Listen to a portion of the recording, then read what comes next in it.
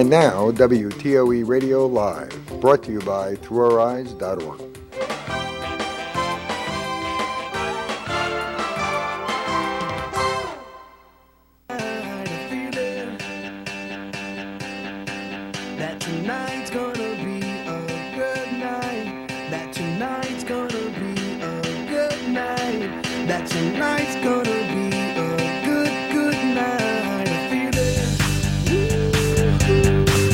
Welcome to Looking Good Without Looking, an interactive live show about fashion and personal style with your host, Linda Zani Thomas.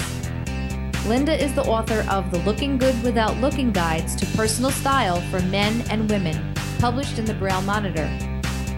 Get the latest fashion news, makeup trends, and shopping scoops, plus expert advice on bringing out the best in you.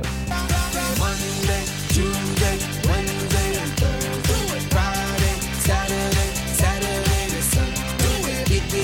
Get with us. You know what we say, party every day, party every day, and I'm feeling. Here's Linda. Tonight's gonna be a good night. That tonight's gonna be a good night. That tonight's gonna be a good night. Hi, everybody, and welcome to the May 2013 edition of the Looking Good Without Looking show. And we are dedicating this evening to all the guys in our lives, like we dedicate every evening to. And we have a lot of great items in the show for Father's Day, a great idea for an inexpensive outing that Dad will love. We have the latest in men's fashions, men's fragrance, meatball obsession, man candles, how to shampoo your hair at the hospital, and many more things, including how to finesse casual day at work, how to get that promotion and still look cool and comfortable. We are, of course, coming to you live tonight. You can call in at any time with your comments or suggestions at 888-572-1041, and we will be happy to take... Oh, hold on, I said the number wrong. 888-572-0141. All right. Thank you, Lenny, and happy Father's Day to you, and to Lori back in the studio, and to my beautiful co-host, Johanna, who is traveling around in Skype land right now, and we will be working to get... Oh, she is here. Skype, as you know, is flickering at times, so we are going to be doing our best to tag team and get you all the information you need to get the best deals on the hottest looks and the biggest trends right now. Well, we always start the show with some great advice on what to buy now and what to absolutely not buy now.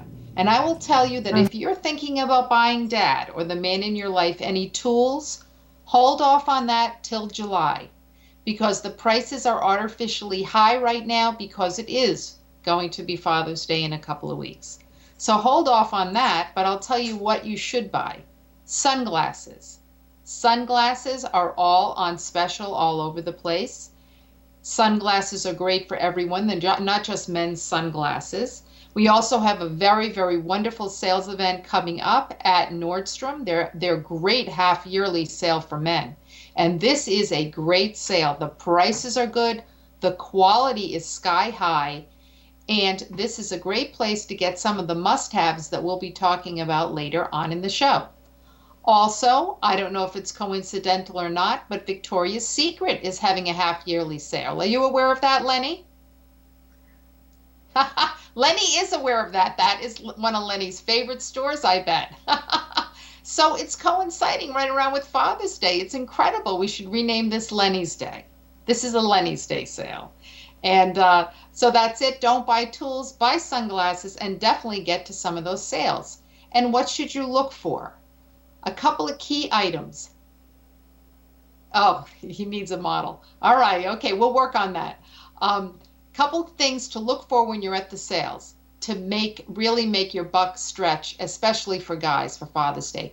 Checked shirts are still very big. That's what Drew over at Nordstrom in Garden State Mall told us. A check shirt is like exploded squares. Usually the ones that are trending now are a little bit bigger than the shirt I'm holding up. The shirt I'm holding up was bought for about $17 at Target. And I am showing like an aqua and navy check. Most of the check shirts that you're going to find, like Calibrate and the other brands, are a color and white. Wear these with a plain solid tie if you're going to put a tie on them for work. A check shirt is perfect for casual day. It's perfect to dress up or dress down, and pink ties are in according to Drew. Well, on the mannequin behind me is a shirt that I bought from the Mark Anthony collection at Kohl's. It is also very inexpensive. This is showing something very big for guys right now that's trending. I'm showing one arm of the sleeve down and one up. This has a little tab on the side that you can roll up the sleeves or roll them down. It gives you two looks for the price of one. This is also an excellent type of shirt, guys, to wear for casual day. You can also wear this if you're going to a party at the boss's house or on a barbecue and you still want to look, you don't want to wear a t-shirt, you want to look somewhat dressed up. So those are things that are trending right now, guys. And before we go to break and bring on the fabulous makeup diva and our special surprise guest live with me in the studio, a person who many of you know, especially those of you involved in the NFB of New Jersey's fashion show, we are going to talk about the top things that people are getting for Father's Day. Are you ready, Lenny and Lori, for this list? The first is take Dad on an outing, and we have some great ideas for that in the show. Electronics is second. Clothing is third. We just went over that. Getting Dad a card and a gift certificate to his favorite place. That comes in next. Tools. Again, do not buy tools right now. Forget about tools. Even though they're very popular, I think the manufacturers know that, and they don't put them on sale right now. Personal care items, and we just happen to have a review of some men's fragrances by someone who knows men and fragrances. So stay tuned for that. Books and CDs, and of course, car accessories. We are actually giving away a car accessory in the show tonight. It is what's called a car jar. This features one of the scents from Man Candles at Yankee Candle. It is available as your choice of 2 Man Candles. If you are the first person to contact us tonight, you get your first choice of all 3, and the second caller can have their choice. So we're giving away a few things for Father's Day in the show. More on Man Candles, Meatball Obsession, men's fragrances, what to wear on casual day, Johanna, NFB in Maryland, our special guest, and a lot more when we come back right after this short message from our sponsors. We'll be right back with more of Looking Good Without Looking right after these messages. Let's do it. Here we come, here we go. We gotta rock. Easy come, easy go. Now we on top. Feel the shot, body rock. Rockin', don't stop. Round and round, up and down, around the clock.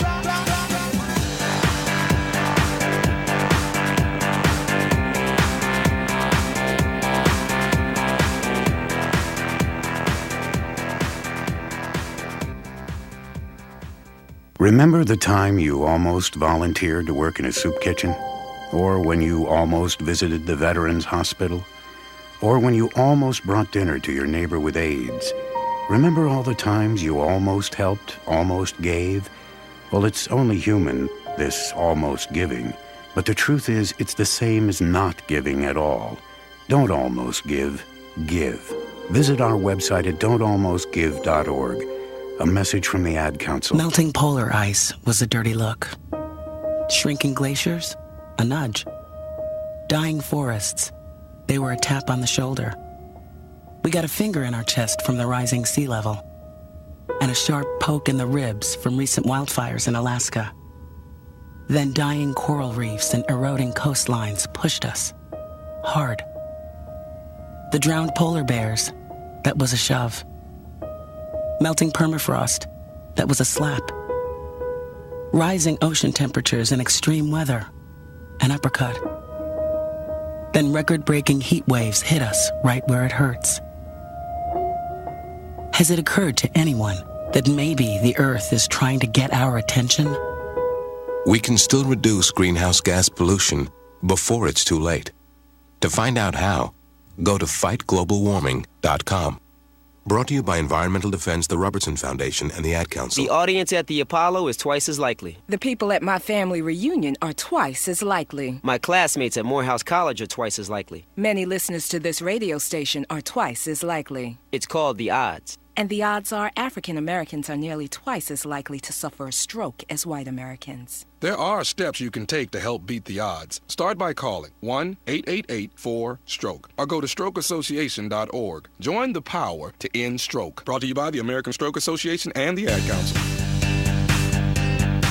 Back to looking good without looking. Here's Linda.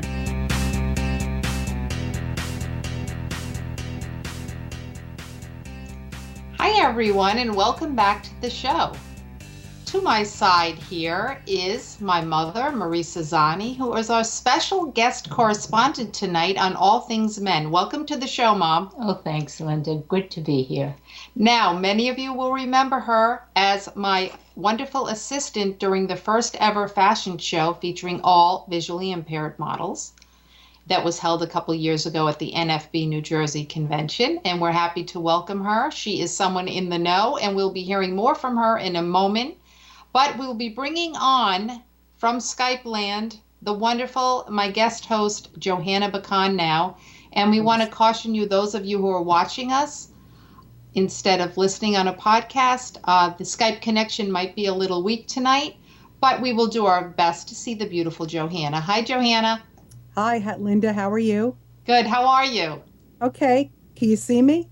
I am not able to either, but I know what you looked like before, and you look absolutely lovely in that light blue shirt. Okay. Could Lenny see me? Johanna, welcome our guest. Oh, I want to welcome Marisa. How are you?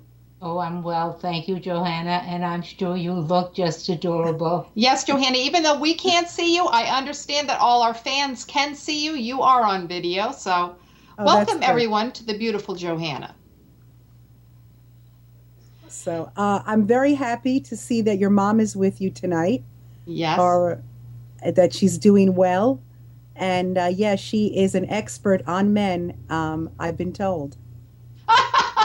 Johanna, we want to tell the viewers that my mom recently spent a very surprising visit in the hospital, but she has something she wants to tell all the viewers about a product she tried in the hospital that was unbelievable. Mom, hit it. Oh, thank you, Linda. Well, unfortunately, I had to have a little hospital stay. And you know, when you're in the hospital, you can't get up and shower and do the things you usually do for yourself at home. So after a few days, I just couldn't stand the fact that I couldn't shampoo my hair. So my daughter from Philadelphia came and she said, Mom, I brought you this dry shampoo. Let's see what we can do. Well, it was really nice of her to do that, but it still didn't do what I wanted it to do. So I said to the nurse, by any chance, I said, is there some way I could shampoo my hair? And she said, why, of course, all you have to do is ask. So they gave me this cap that they had heated in the microwave for 30 seconds, and I put it on my hair, and you just rub it in, and it has both a shampoo and a conditioner, and you do that for about 2 minutes, and then you just take it off and towel dry your hair, and my goodness, it was as if I'd gotten a shampoo in a beauty salon. So I used this every single day that I was at the hospital. And it was really surprising to me what they can do for you. All you have to do is ask. That's remarkable.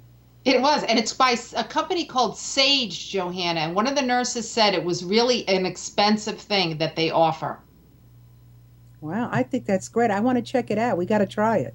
Yes. I do too, and it would be wonderful for people who, who are sick or who, have limited mobility, and give them the freedom to do their own hair. Yeah, that's great. Very nice.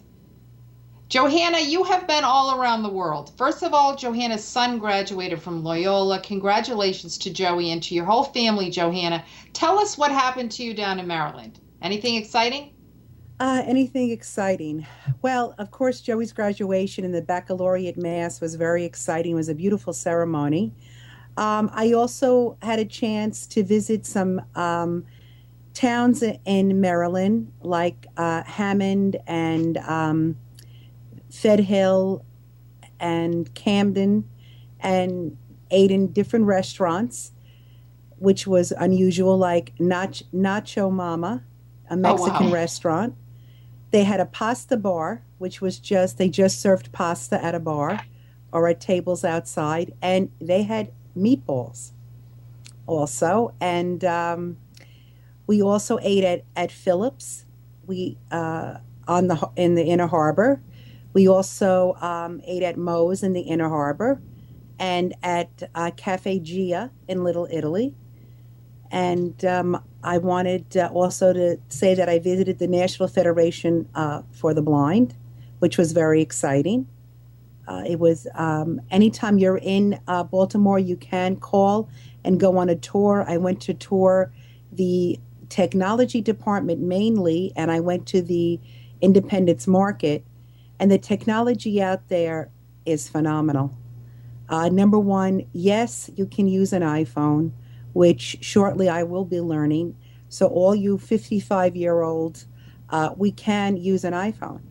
And we can use an iPad that also comes with a keyboard. There's a talking prescription pill bottle. You put a little device at the bottom of the bottle. You hold it over a stand, and it tells you who the prescription is for, the dosage you're supposed to take, all the side effects. It's phenomenal. That's amazing. It is. Yeah. I'm going to get more information about that, and we'll have it on the show. Also, there is a barcode scanner, which you scan over a barcode and will read you everything that's on the box, the instructions, the nutritional information. And getting back to the prescription, it doesn't cost the patient anything. I think it only costs the pharmacy $200 to be able to offer, which I think is great. And what else did I see there? Then I went to the Independence Market, and I bought a traveling Mushi talking alarm clock. That's the one that you talk to it, hello Mushi, and tell me the time, and it tells you. And also I bought these headphones that do not go in your ear. They go outside of your ear. So you can be listening to something and still have your hearing, to help you navigate whatever you may be doing, walking, or if you're sitting that you need to listen, for, someone that's picking you up or someone to call you, that you would be able to still hear. I bought a Braille watch because sometimes you just want to know the time in private, that you don't have to have your talking clock say something, or ask your watch what time it is. I mean your phone what time it is. I bought measuring spoons that are rigid. I bought a double spatula. Let me see what else I bought that was interesting. Let me see. But I wanted also to thank, it was Ellen and Brenda at the Independence Market, and Trish showed me around, and Claire and Amy was at the Technology Center, and I met Chris Danielson, which I told them we need to do a commercial for visually impaired people of what different jobs they can do, like they did for the veterans, to show all aspects from high level to low level employment with all the technology, and he thinks it's interesting. They're looking into it. I think you and I, Linda, should be doing that commercial. I knew you were going to say that. Yeah, I know. And Lenny should too. I think we should have, maybe we have to start with us doing it via Skype, doing our own, and branch out.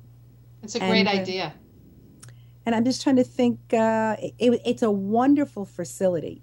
They have a library of all information about being blind, how to deal with it, what you can do, training. So it's a beautiful building in a beautiful area, and they are very welcoming, and they really are very busy, doing all their different things. I wasn't able to meet Dr. Maurer or his wife. They were in Colorado probably at the center. I also did say we need a center in New Jersey, which would be great. So, they all were interested in that when I mentioned that. So maybe we'll be getting a center here, Linda. That would be great. Sounds like you took Maryland by storm. No, yes, I did. My son took me. We went to Miss Shirley's, which is a fabulous place, like for breakfast or like a New Orleans type style of cooking. Yes, I had something that I don't know how many points it would be on Weight Watchers, but it was French toast rolled with cream cheese in the middle and like a Danish French toast. It was fabulous.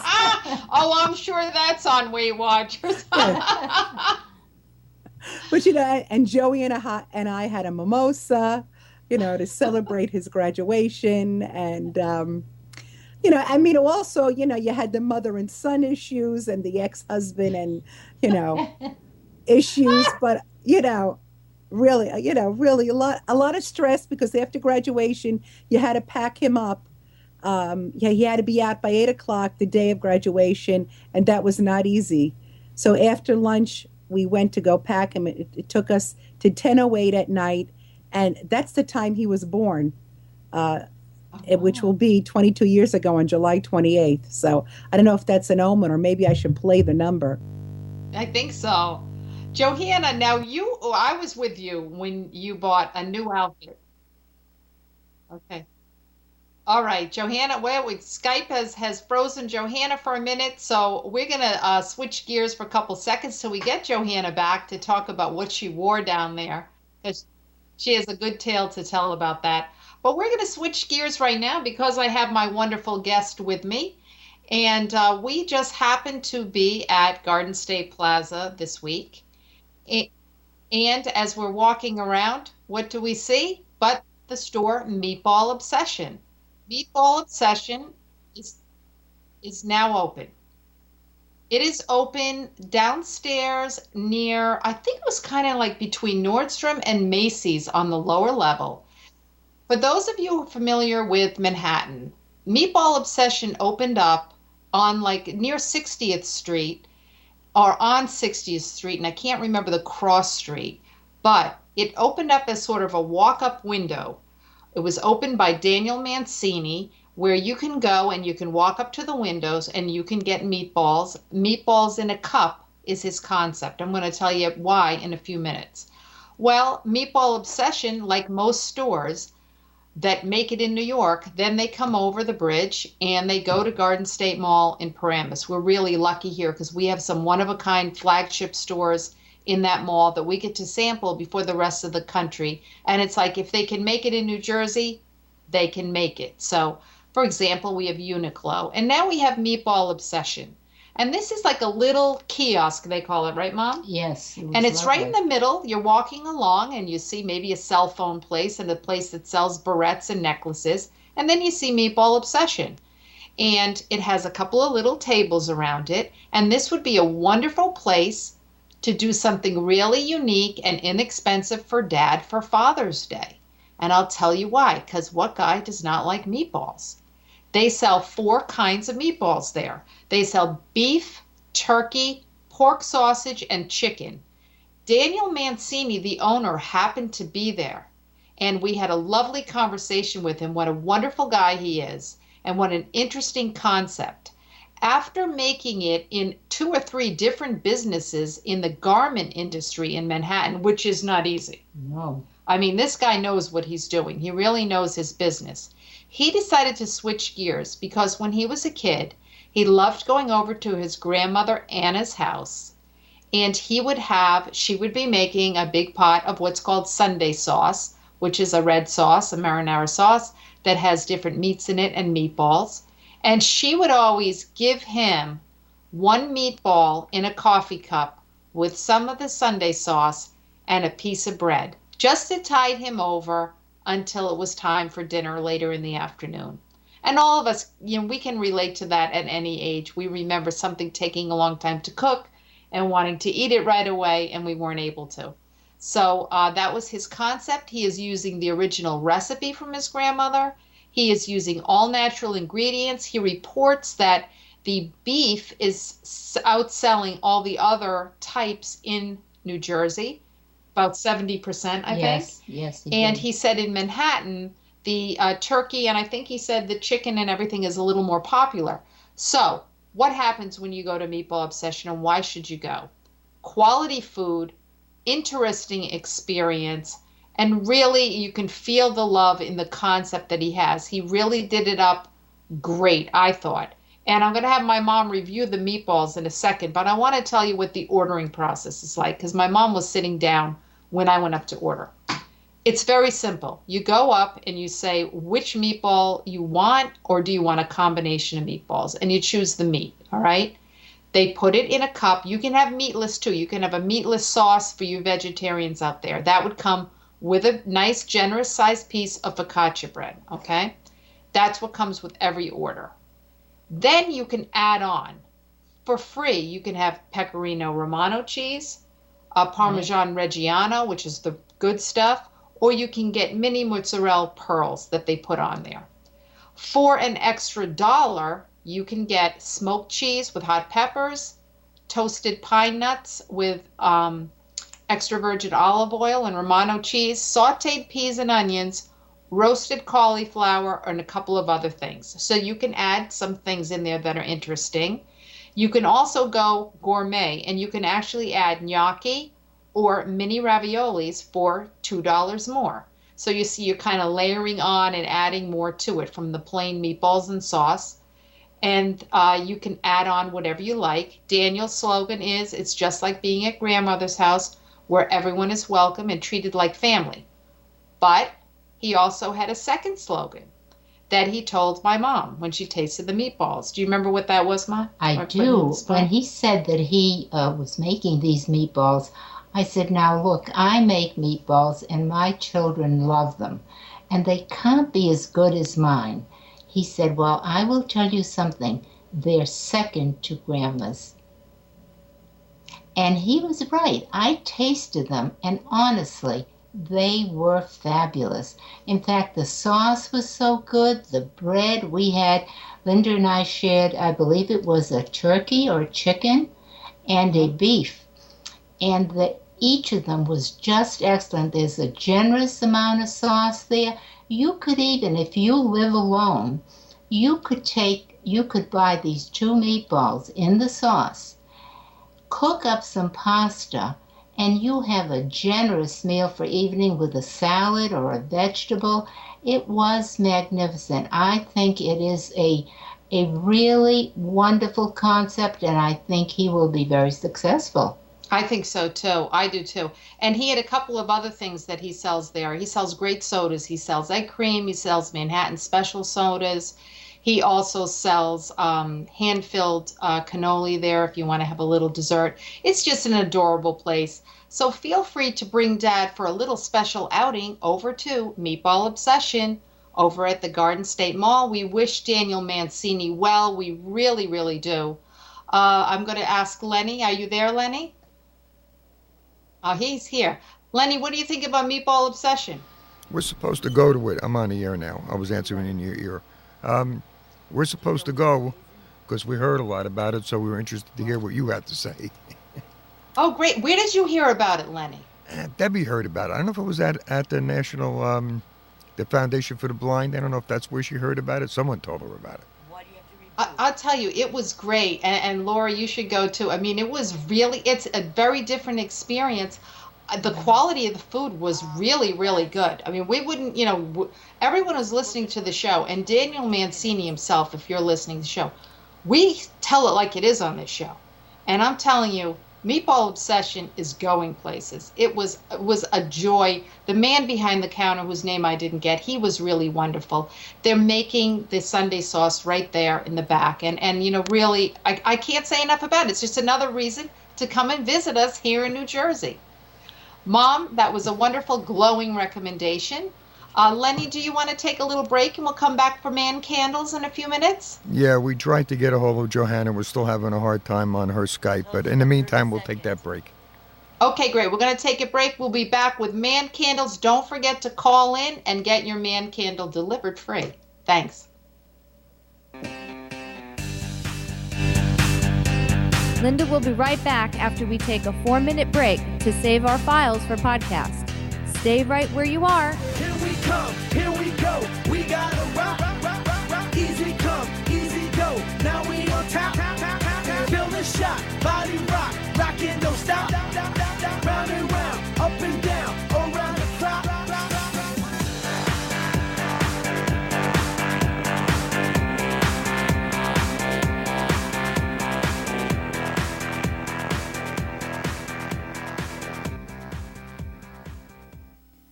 Nothing inspires imagination like reading.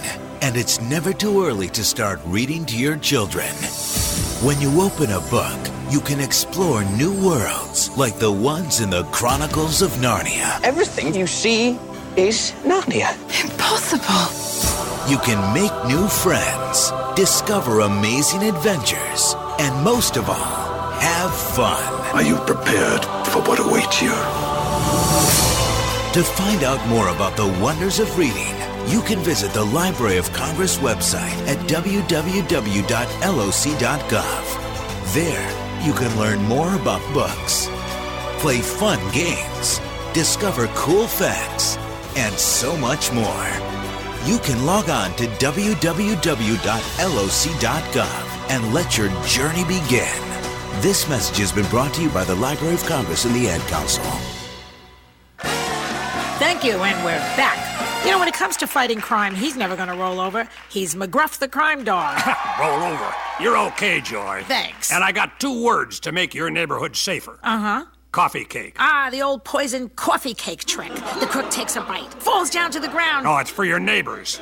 You want to poison your neighbors? No, never. Oh, thank goodness. No, for 25 years, I've been giving tips about preventing crime. One of them is to invite people over for a cup of coffee and share the problems you see on your street and what to do about them. That's great. You can invite your local police officer to help, too. You know, I hear they're very fond of donuts. Oh, that's just a myth. Oh, well, I'd come to your doghouse for coffee cake in a safer neighborhood. Now you're talking. You can cut down on crime by not just locking your door, but opening up to your neighbors. Still, a 10-pound bundt cake dropped on a bad guy's foot could help. It couldn't hurt. And going to weprevent.org for other tips could help, too.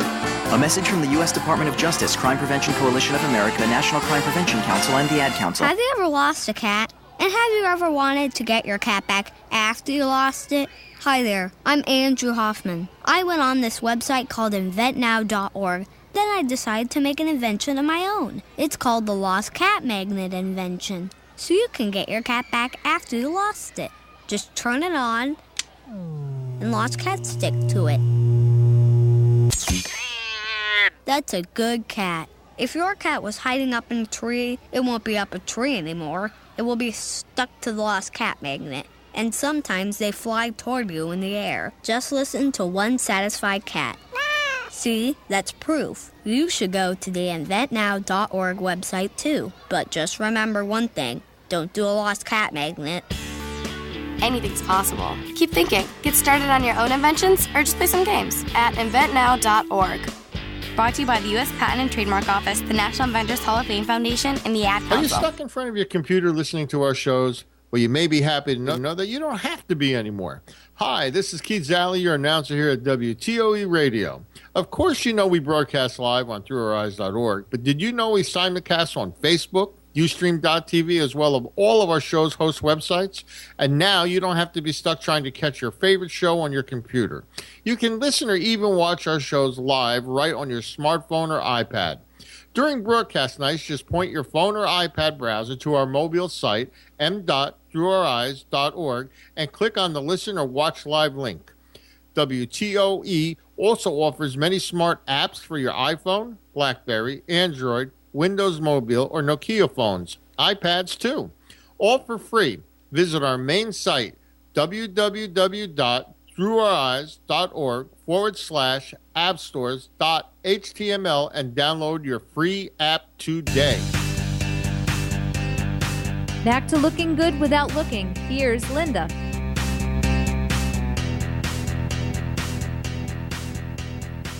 We are back. Johanna Vacan is back, the makeup diva. My mom is here. We're all here talking about guys with great gift ideas. Johanna, when you took a little break in cyberspace, we talked about Meatball Obsession.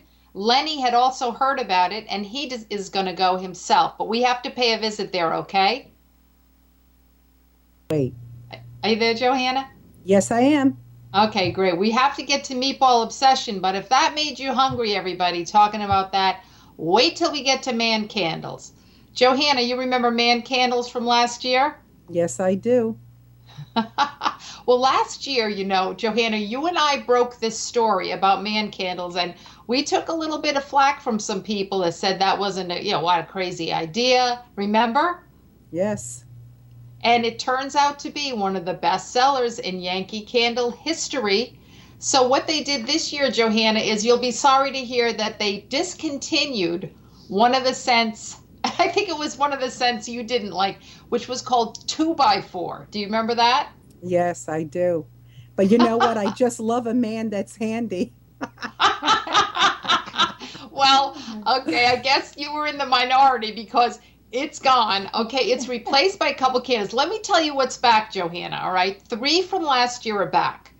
Everybody who's listening now, if you would like to win what your choice of man candle or one of what they call their car jar, which is this little thing like, the Christmas trees that hang in the car that are scented, Johanna? Yeah. Mm-hmm. It's like that, only it's a Yankee Candle jar, and it's scented like a man candle, all right? I have one in one of the scents from last year, which was called First Down. Now, Johanna, that one was kind of like, it showed up football. It's kind of like the smell of leather. Mm-hmm. That scent is back, as is Riding Mower, which smelled like grass. It's good. That would be great for your landscapers over there in Ridge Gardens. Yes, that's right. Also, their bestseller from last year was Mantown. Remember that? Yeah, what did that smell like again? It actually smells kind of like a men's cologne, like an Aqua Velva or something, right, Ma? I think so. Yeah, Mantown is back, all As long right? as it's not a But gym. we have... Go ahead, As long Lenny, as it's what'd you not say? a gym, I said. That's what it sounds like to me, a gym. That Mantown smells like the gym? No, it smells like the woods. It's kind of like... Okay, so there's Mantown, all right? Then there's... So we're giving away your choice now. Anyone who calls or contacts us. If not, Lenny is getting his first choice, isn't he, Johanna? Yes, absolutely. All right, we have 2 new scents. Okay, we have 2 new scents. I'll try to get a little light back on the subject here. Okay, the first one is called Movie Night. I am holding up the medium-sized jar candle. This candle is selling for $17.99. The car jars are $2.99. And the large candle, Yankee candles in these scents, are $27.99. But I'm holding up Movie Night, Johanna. It smells like hot buttered popcorn. Delicious. It is really delicious smelling. How does that sound to you? Yummy. Really nice. It's really nice, okay? So, Lenny, if no one calls in for these candles, you're getting your first choice. And you guys can email me and stuff later if you want the other one. But guess what the other one is? It's called Bacon. It smells like bacon. Lenny, your thoughts as a man on man candles, especially these 2 new scents. Which do you like better? On the air. I don't like What do either you like one better, of them. Bacon or Movie Night? I wouldn't like either. Either? No. Oh, you're a Mantown kind of guy then. Well, I don't know. Tell you the truth, the candles can be overpowering sometimes. We have Yankee candles all over the house, and I don't think men appreciate them as much. They have their place, but they could be annoying if they're too noticeable. All right. Okay. You heard it. You heard it from the expert, Mr. Lenny. But I want to tell you that these are going to be huge sellers. They smell great. If you would like us to deliver one to you, please contact us at 888-572-0141. We'd be happy to do so. And thank you again, Yankee Candle, for a wonderful, wonderful line extension. We've gotten a kick out of it, and I guess a lot of people have too, and a lot of guys are going to be getting these this year. Johanna, do you want to jump in here and tell us a little bit about the outfit you wore, and then we'll go into men's fragrances? For Joey's graduation? Yeah. Yeah, I was saying that before, but I didn't know if I was on or not. Linda and Francis we went to Nordstrom's to look for an outfit for my son's graduation, and I chose a maxi dress with an animal print. It was kind of like a tan background with the animal print being in the brown family, and a short jean jacket. And I was able to go a size smaller, which I was very excited since I am doing Weight Watchers, coming off slow, but it's coming. And I did have brown sandals at home and a brown pocketbook. And Francis had told me that I needed a half slip. And they are very hard to find in any size, and especially in plus size. But I called Woman Within, and I was able to get it overnight in all different sizes. They have all lengths, 28, 25, 35, and they were reasonably priced, and I had a slip. So Francis will be happy that I did wear a slip. It was very comfortable, the outfit, and it looked great. Everyone loved it on me, and I thank you, Linda and Francis, for helping me pick the outfit. It really, really did look good. Sounds beautiful, Johanna. It really did look good, and I want to say something. You know, Francis and I are not visually impaired, and Johanna is. And you had a salesperson helping you, Johanna, who had, no joke, 40 items with you in that dressing room. Is that correct? Yes, she did. She did, but I wanted to say something. You know, we always talk a lot, Johanna, about getting someone to go shopping with you, and I think we were trying to cram a lot in because we were all shopping, so we kind of separated, and then we converged with Johanna later, where the salesperson had helped her. And I think she had a lot of items in there that were just not Johanna-type items. And I think it's best to just save time and make sure you're getting the best bang for your buck, is really have someone come with you the whole time, and they edit the pieces before you get in the waiting room. Would you say that? Yeah, that would be helpful, but I know as a visually impaired person, sometimes that's not possible. If you can do that, it's less taking home and less taking back, but that's the best way. But still, if you have to go alone, the salespeople at Nordstrom's are helpful, but a lot of times I will take the merchandise home and retry on for a friend or a family member to make sure it really is right for me. Yes, it's true. But this outfit, which was the first thing Johanna tried on, was right. It happened to be an outfit that was on the mannequin, but I wanted to say something. When you were talking about it being a jean jacket, it actually was a jacket made out of dark denim. So it didn't look like a boxy kind of Levi's jean jacket. It looked like a tailored blazer that gave you a curve, right? Right, it did. And that was not even a plus size. I mean, it was it was a number. So, I mean, I was happy that I was I'm going down. So that's so awesome, Johanna. What necklace did you wear with that? My girlfriend Denise, for my 50th birthday, had given me a onyx and a gold necklace. And I wore the earrings that I have on right now that Joey got me from Italy. They're two-tone, white, gold, and yellow gold. I wore my father's diamond horseshoe ring, so my father would be there, and it's like a citrine, an orangey brown citrine ring from my father's hometown, Castellabate di Salerno, and 18 karat gold.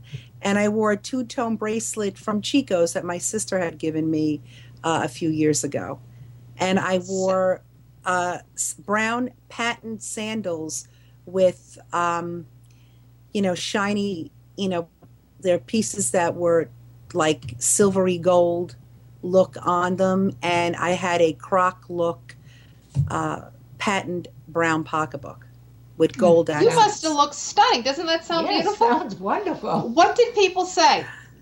They loved it. And my ex-husband even said I looked very nice. Oh, my. Oh, there must be a lunar eclipse. Good for you, Johanna. Good for you. I tell you, you look like a knockout in that outfit. And I am so glad.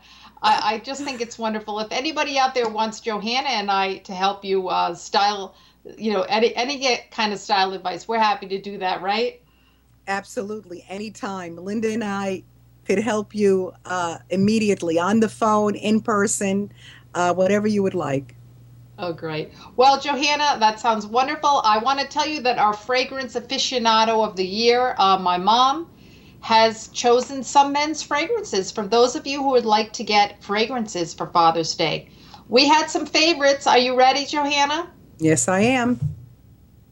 This year, the perfume industry is being very conservative. The men's fragrances are doing just line extensions. So, for example, if you bought Hugo Boss Blue last year or Dark Blue the year before, this year they came out with red.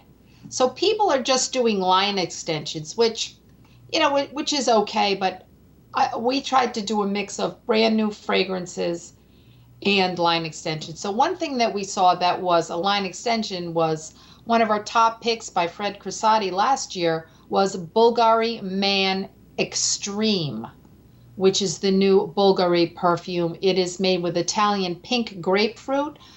It is $79, and there's a lot of gift sets out now, so everybody ask about gift sets when you go, or Google online before you go for a gift set for Father's Day.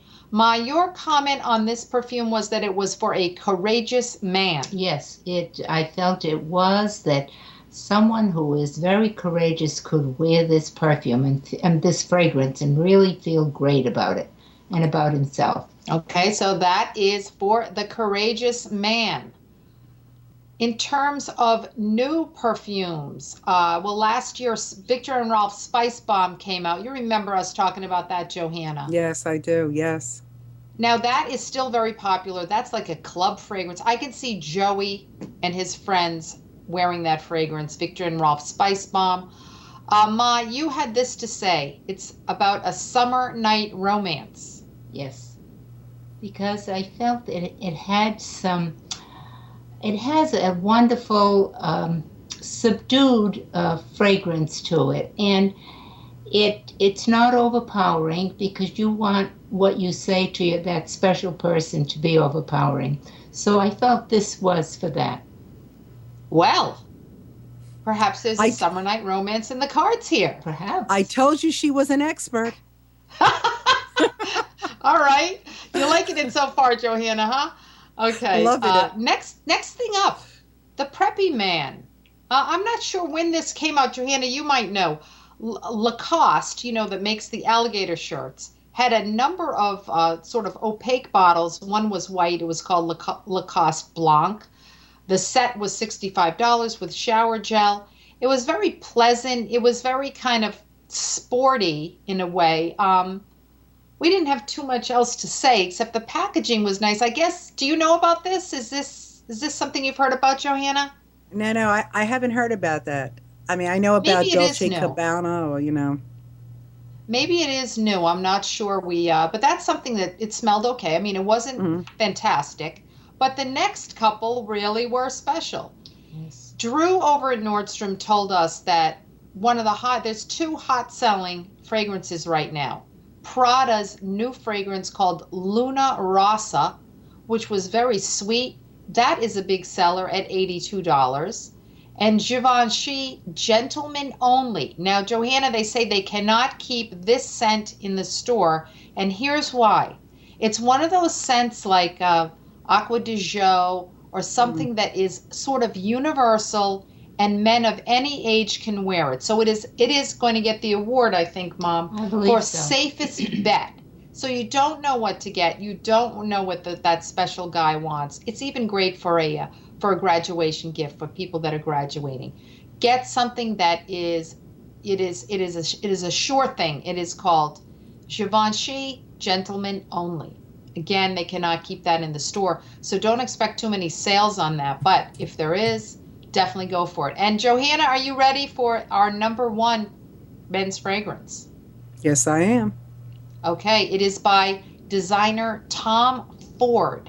Now, this is pricey. It's $110. There were two that we tried. They were both our top two. I had one I liked. My mother had the other. I liked Noir, Noir. This was rich, deep, and sexy.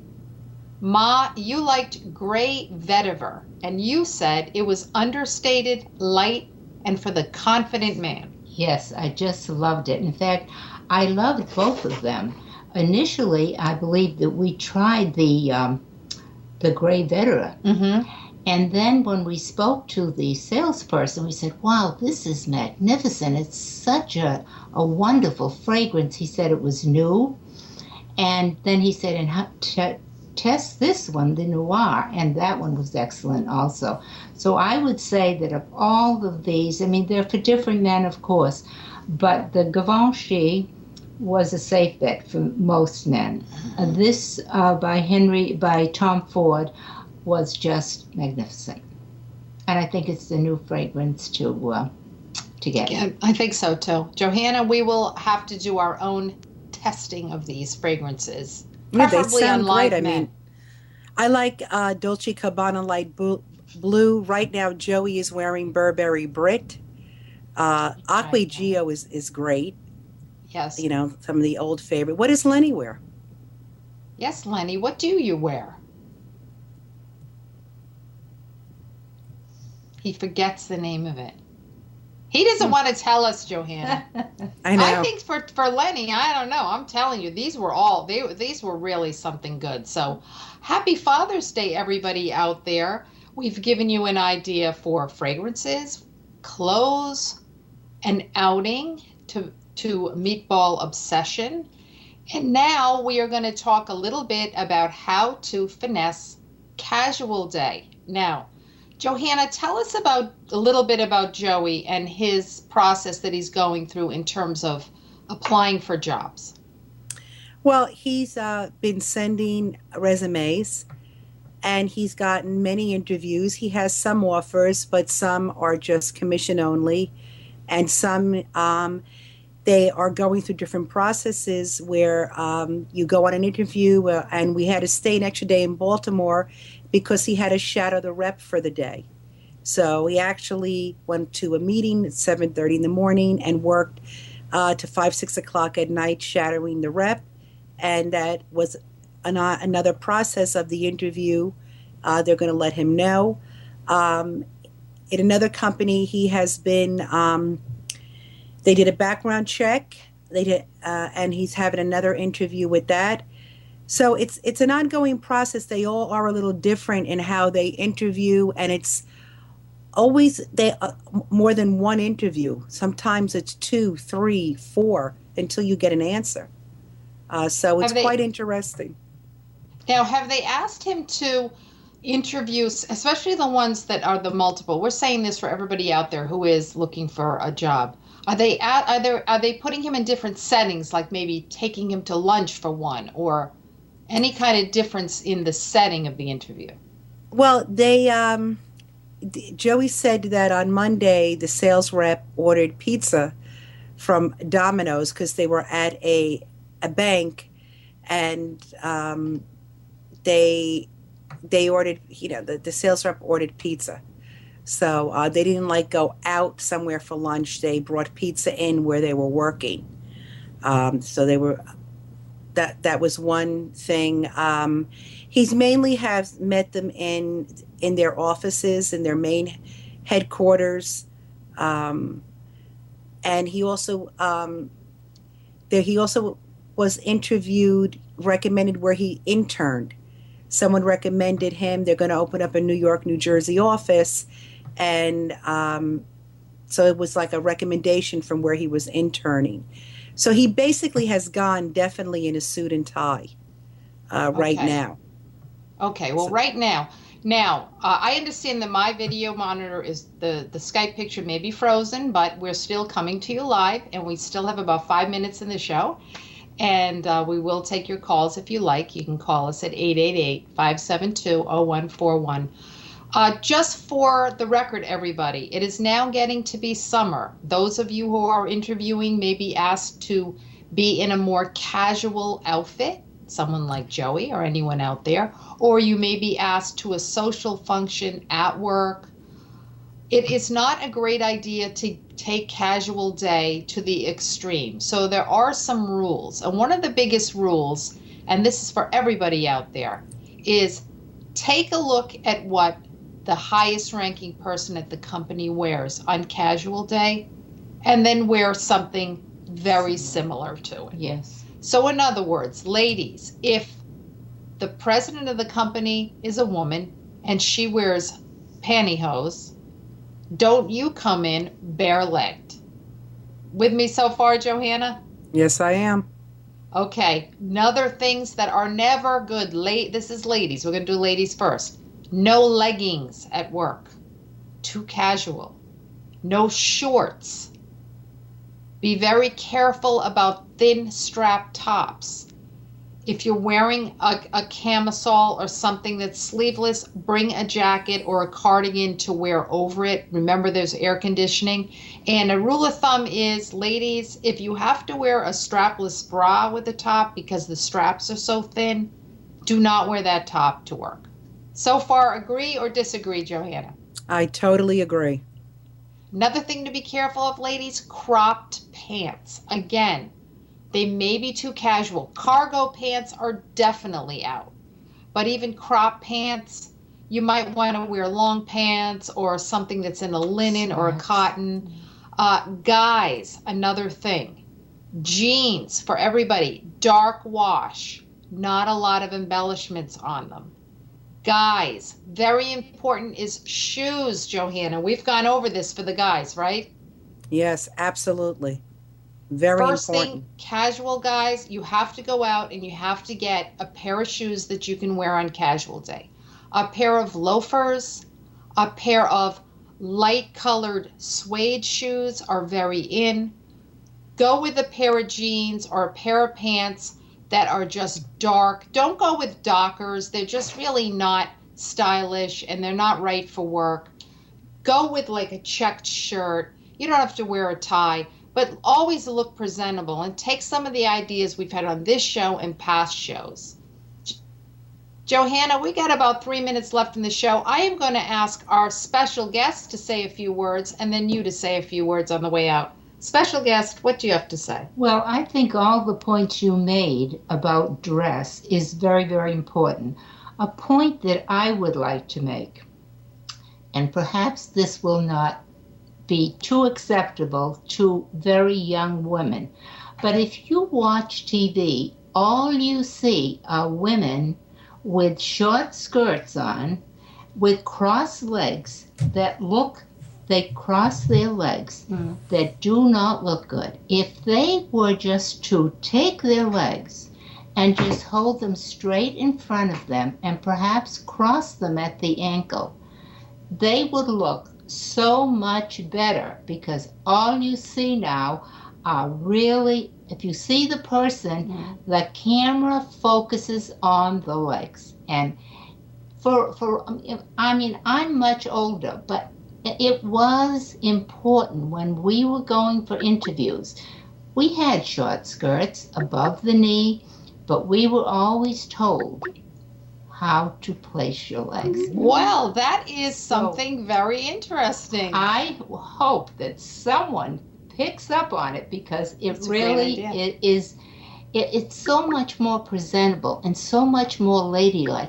And you exude a confidence when you sit that way, not with your legs crossed and you can see up almost to your thighs. Well, you have heard it here on the Looking Good Without Looking show. I am going to say goodnight for now, and I would like Johanna to say the parting words tonight.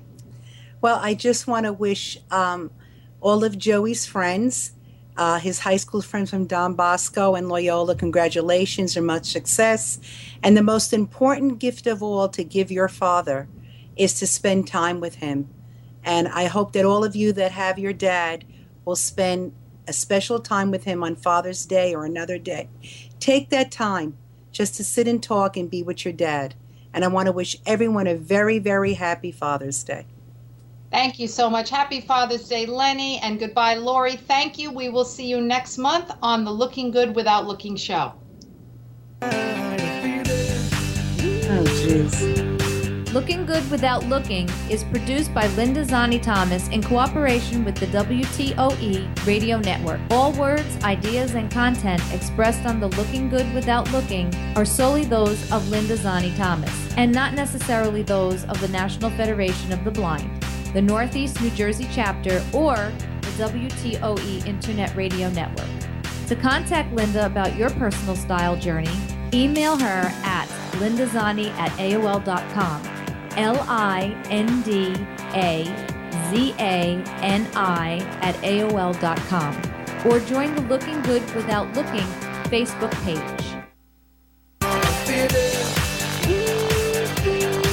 That tonight's gonna be a good night. That tonight's gonna be a good night. That tonight's gonna be a good night. Hi, this is Joe Ruffalo of WTOE Radio. If you are a resident in New Jersey and would like to join one of our chapters or have some more information about our chapters, please contact me at 973-743-0075 or email me at nfbnj@yahoo.com.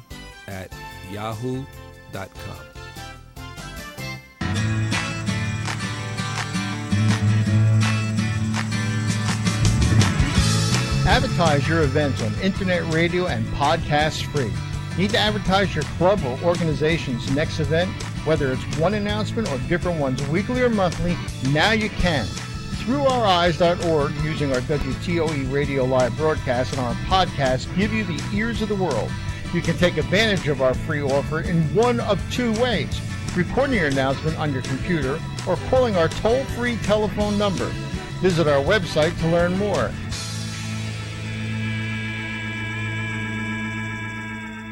Are you stuck in front of your computer listening to our shows? Well, you may be happy to know that you don't have to be anymore. Hi, this is Keith Zalley, your announcer here at WTOE Radio. Of course, you know we broadcast live on throughoureeyes.org, but did you know we simulcast on Facebook, Ustream.tv, as well as all of our show's host websites? And now you don't have to be stuck trying to catch your favorite show on your computer. You can listen or even watch our shows live right on your smartphone or iPad. During broadcast nights, just point your phone or iPad browser to our mobile site, m.throughoureeyes.org, and click on the Listen or Watch Live link. WTOE also offers many smart apps for your iPhone, BlackBerry, Android, Windows Mobile, or Nokia phones, iPads too. All for free. Visit our main site, www.throughoureeyes.org/appstores.html, and download your free app today.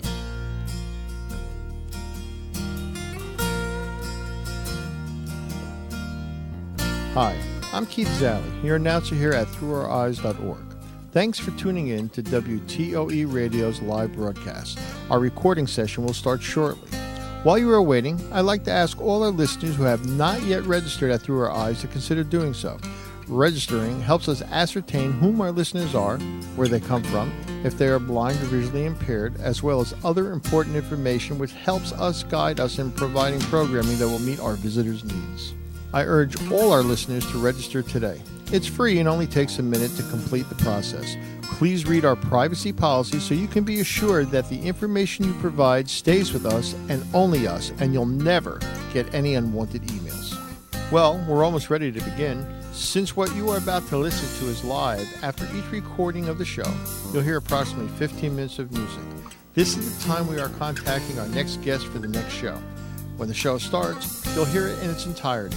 Our recording sessions usually comprise 3 separate shows, each about 15 to 20 minutes in length, with approximately 15 minutes between each session.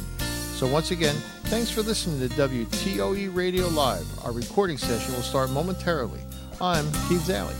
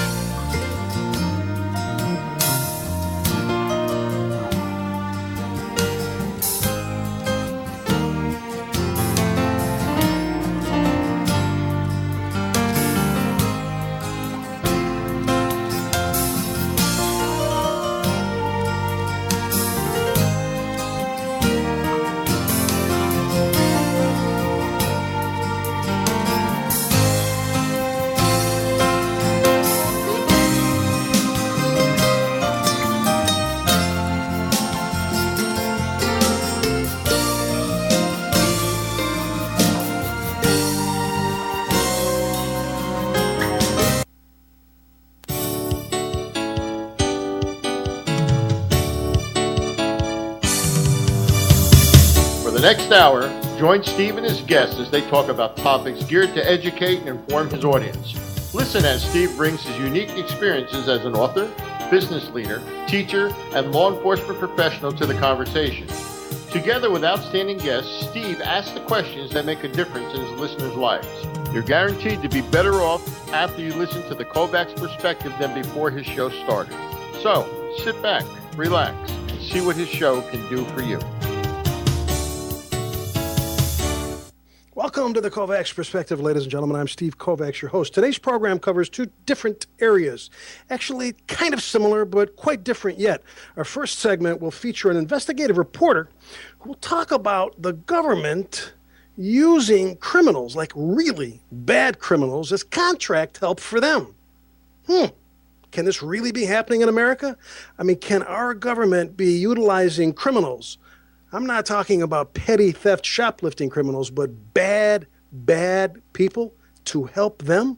Does that make sense? Is it real? We're going to find out all about that. Our second guest will help us in finding and figuring out the proper way to find and get this and train an attorney if we happen to need one day.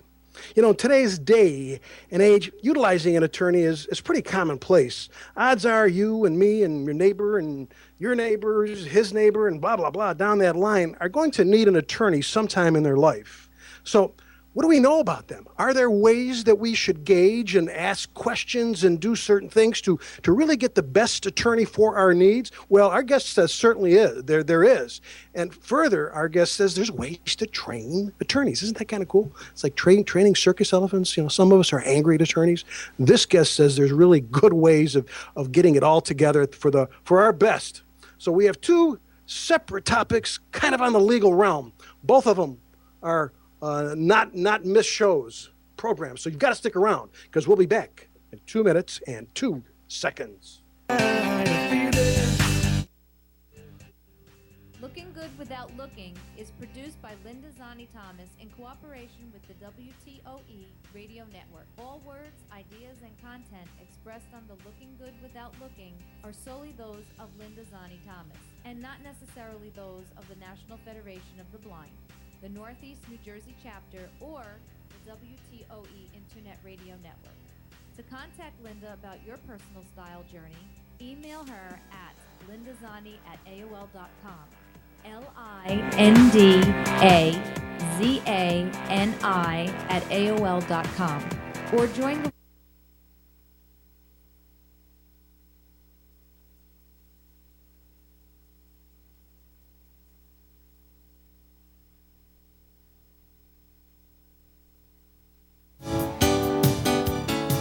We'll be right back with Steve and his guests right after these few messages.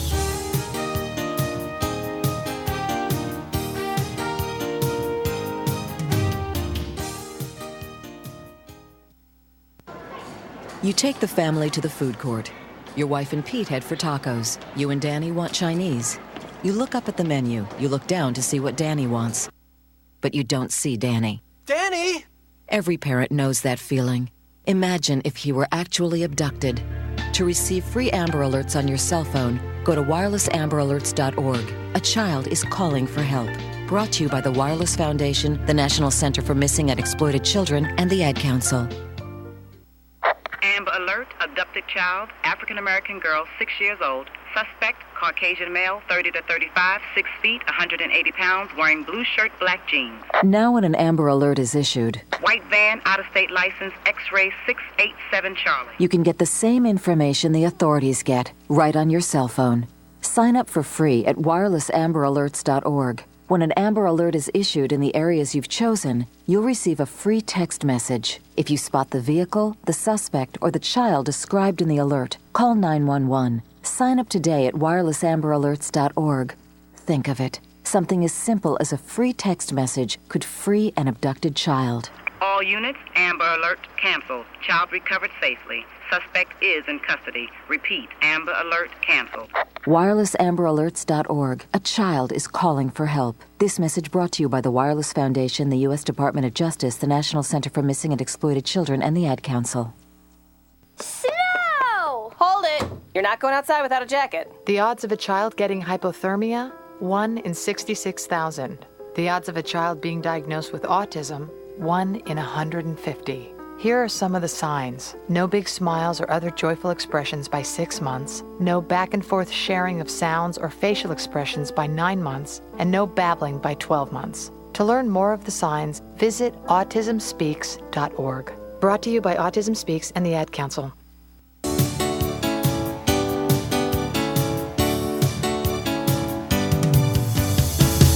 And now back to the KOVACS Perspective.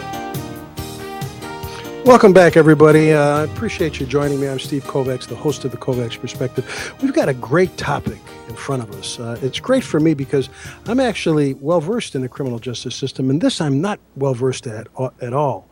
And our guest is an individual. I'm going to introduce you. I'm going to mention his name in a minute. But he's the author of a book called Smooth Criminal, a one-man crime wave. And he's an investigative reporter. He's got a lot of experience in that regard. And he tells a tale. He has something to tell us. And he talks about in his book that the government, our government, hires criminals to help them in their times of need. Bad criminals. So this is something I know very, very little about.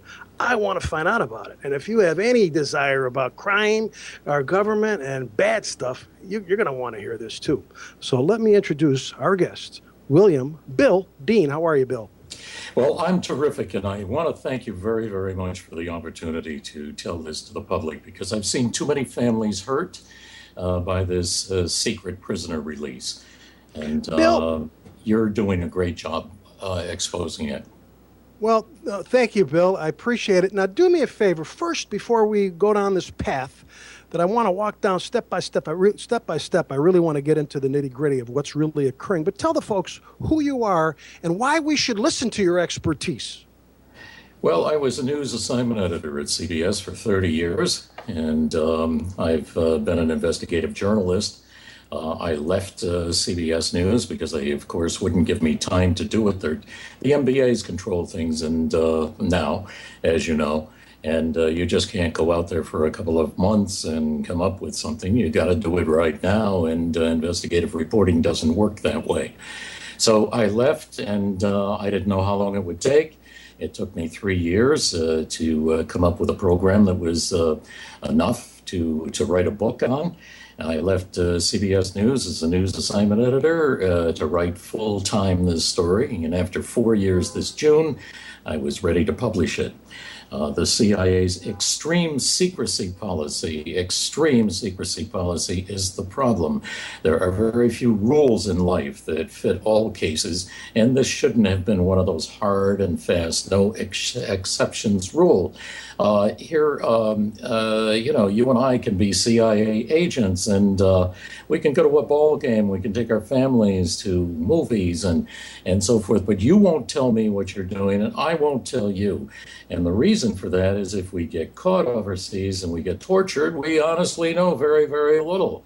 Now that works over there, but the extreme of this is that these citizens are not told that this guy is a criminal. He's a con artist. He's come back after doing something dangerous overseas, and his reward is he doesn't have to go back to jail.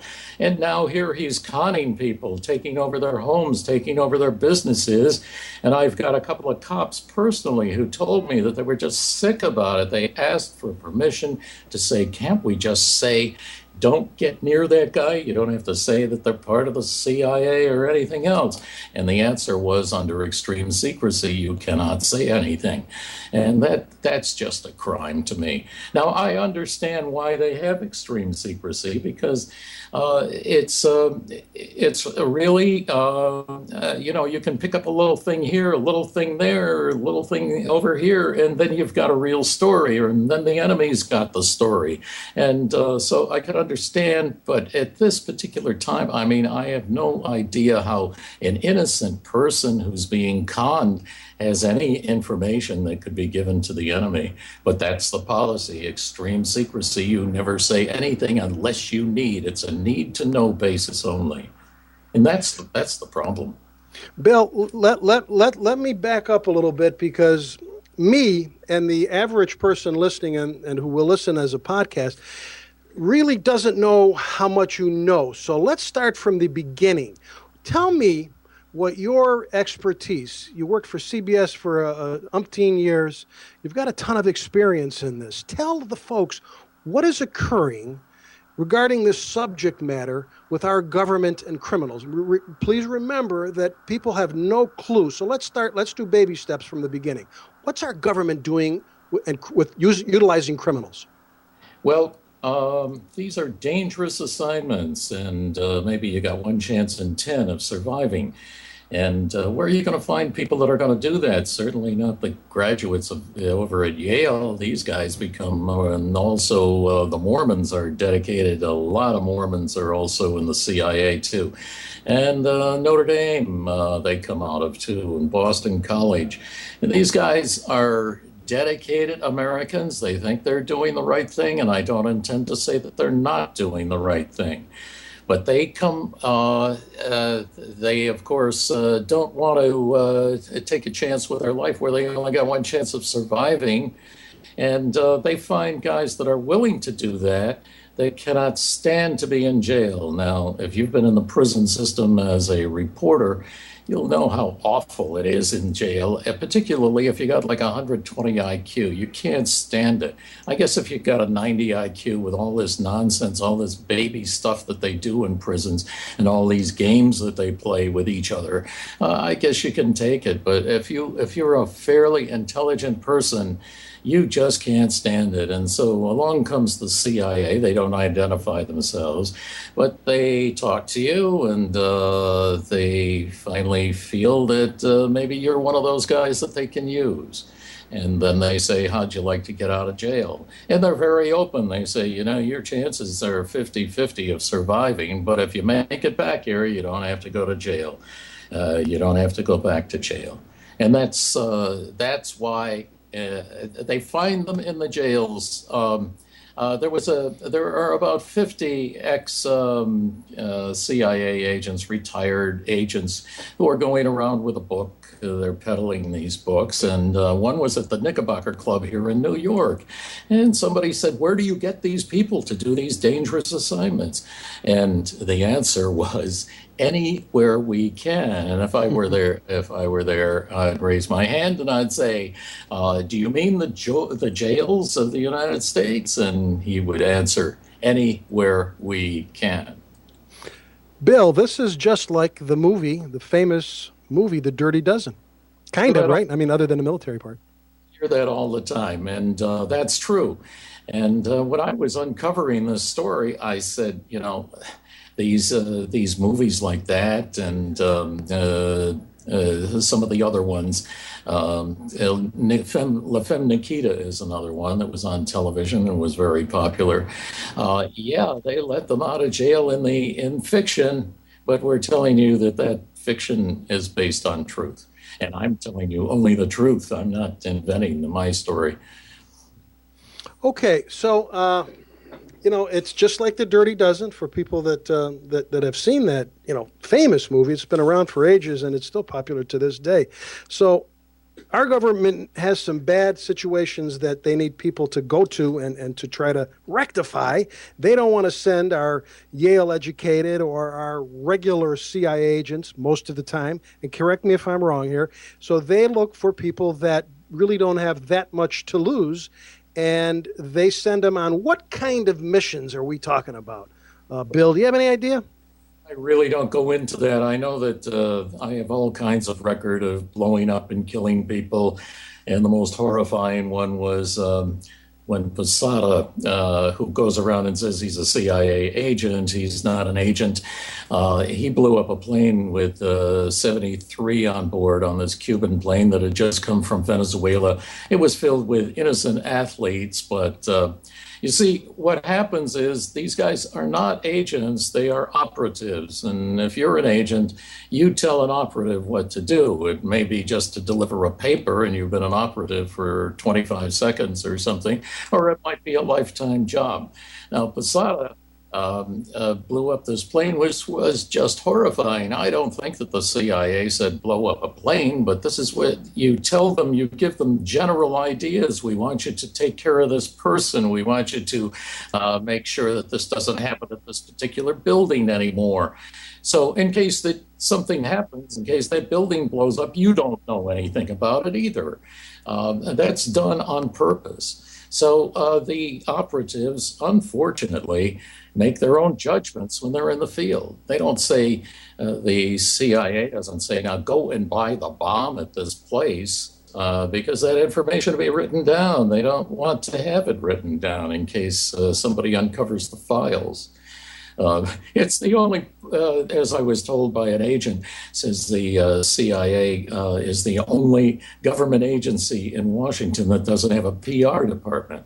Now, that's not necessarily true. Every agent is a PR person. You can ask them a question, and their answer is interesting. They won't say, yes, that's true, or no. And so you really don't have a story. And any agent will tell you that. Bill, by the way, ladies and gentlemen, we're talking to William Deane. He's the author of a book on which we're going to get into in about 4 minutes. Smooth Criminal is the title of his book, A One-Man Crime Wave. And you can see a little bit more about the book and know and learn a little bit more about William Deane on ourmissingnews.com. Bill, what I have to ask you is, are you sure, are you convinced to within a reasonable doubt, I sound like I'm in court, that this is true, that our government utilizes badass criminals to do things for them? Absolutely, because I know 3 of them. Okay. Which will take us right to your book. Is that what your book's about? Is it about one guy that you interviewed and he was a criminal and the CIA used him? Is that what it's about? The Daily Mail in London went crazy about the Kennedy part of the book. The reason I wrote the book and the reason I did this at all was that I met these people that lost their businesses, that lost their homes, and our government was doing this. I mean, not on purpose, but these, because of the extreme secrecy of the program, they let these guys go out and wander. My campaign is that you give a deal to these guys, they go overseas, they blow up this, and they make it back. And you're going to reward them that they don't have to go back to jail. That's fine. Then they've got to be watched, and they've got to be watched 24 hours a day. They have to be on parole, and they're not. And I've got a couple of cops that beg to help these people, these victims, because they had no idea that they were being conned. Well, tell me. I know nothing about your book. Tell me what happened. What's your book about? Who conned who? What's going on? Well, these criminals are great con artists, a lot of them. And they come back, and because of the extreme secrecy of their program, that they are not watched, they're not supervised. It's only logical that a lot of them, and I can't say 50%, I don't know, but a lot of them return to the life of crime that put them in jail in the first place. Now, does your book talk about one person more than other people? Singled it out. I happen to know this crew, and the CIA is so secretive that my case went all the way to the United States Supreme Court, and there was no kidnapping, as the CIA had to invent to cover what they were doing, and it went all the way to the United States Supreme Court, and the justices had no idea that there was no kidnapping at all, Air Piracy Act. That's appalling. That they couldn't tell one justice. They didn't have to say that this guy was released secretly out of jail. They didn't have to say anything. All they had to say, is to come up and whisper in the ear of one of the 9 justices and say, we got to tell you that we can't tell you what this is about, but we got to say that there was no kidnapping. Bill? Yes. Bill, again, tell me about your book. We've got just a few minutes. If somebody buys your book, what are they gonna read? What are they gonna learn? We're going to find out, well, there's a lot of psychology in this, why this guy turned to be famous. He wanted to be the next Frank Sinatra, and that didn't work, and so he became one of the great heroes over at the CIA.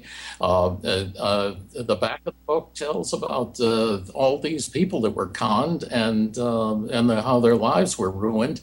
And I'm I'm writing to the Senate Intelligence Committee, the House Intelligence Committee. I'm trying to get some help for these people. But so far, they ignore it, except one congressman who said, this can't be true. Well, I'm sorry, it is. I know them, and I know about 15 of the victims, and they're ready to talk. They'll tell you. Who's the worst person that you've heard about? Who's the worst criminal that the government has used to help them? Well, the principle of my book is the one American crime wave, this one man American crime wave. He did so many things. He took over businesses. He took their homes away, and then he would get in the bank accounts of their neighbors. And I have so many stories. I don't know which one to tell you. Let me tell you which one to tell me. Bill, tell me how you met this guy that we call, or that you call, the smooth criminal. How did you meet him? Yeah, absolutely. It was just he wanted to be a Frank Sinatra, and he was at my radio station at that time. I was a young rock and roll DJ in Miami, and I was told that this guy was going to be coming in, and he'd have a record, and it looked like it was a mafioso thing. Now, I never took a nickel on payola, but the music director said, you don't have to, but it might be a good idea for us and the existence of this business here if you could find an excuse to play it. Well, it was mediocre, and he had a little following in Miami. And so I rationalized and played it one time at 11 o'clock at night. And then I played it a week later, and that was it. And I didn't know these three guys were out of jail. They were supposed to be in jail, that the district attorney thought they were in jail, and there they were making missions around the world. And 6 months later, they were caught in Cuba. And this is when when Fidel Castro sent them back. I've written to Fidel Castro, and Fidel has either executed you if you get caught for spying, or he puts you in jail for 16 years. Now, this smooth criminal was able to talk his way out of Cuba and the other two guys and come back to Miami International Airport. Now, that made the CIA dance. They couldn't say, yeah, we got people all over your island. They couldn't admit that they had. So they invented the idea that they wanted to become communists. Now, I knew these guys. These were beach bums, beer and broads and rock and roll, and that was it. That's what and they were the most non-political people in the world. And when I saw this bulletin come across the wire saying, and these three guys, I said, what the hell is this? And they want to become communists? I said, this is the craziest thing I ever saw. I couldn't figure it out, and then I got a call from Smooth Criminal when I was doing station breaks over a television channel one Sunday morning. And he said, can we have lunch? And I did. Boy, how much time do I have? You got a few more minutes. Talk to me. And by the way, Bill, what really got me, you said something, you don't even know what you said. I mean, I almost fell out of my little comfortable chair here. You said beach, broads, and rock and roll. I mean, somebody ought to quote that and put it all over the internet. I think it's just, you hit on a genius kind of three-word thing. But go ahead, keep going, my friend. I think it's from the 1960s. It went away, and you can bring it back. Okay. He got caught. How he got in with the mob was that he went to the mob to get his record produced, and you don't go to RCA Victor unless you got connections. And so they produced it, and they said, "Now we did you a favor. Now you got to do us a favor. You got to extort a high political official." And so he did, and he got caught. And his two buddies got caught, and the three of them were in jail. And then they were met by the CIA. And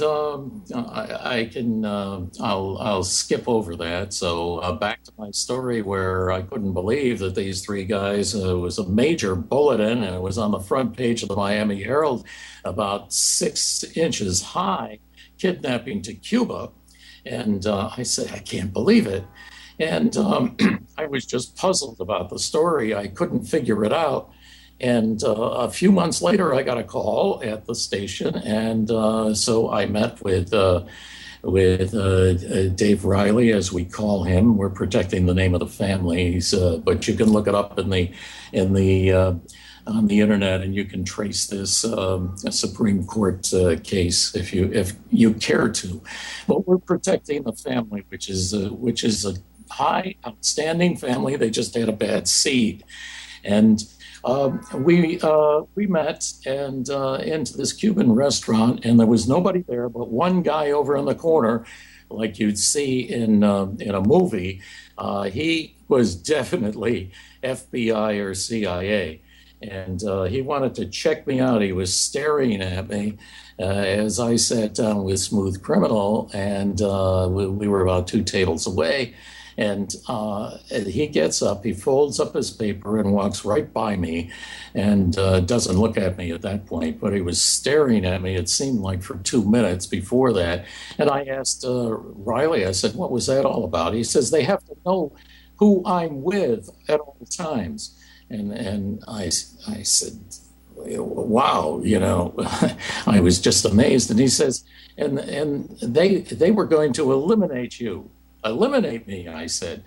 Yeah, because you knew too much, but they decided that you were just a rock and roll DJ and you wouldn't go to the Miami Herald with his story.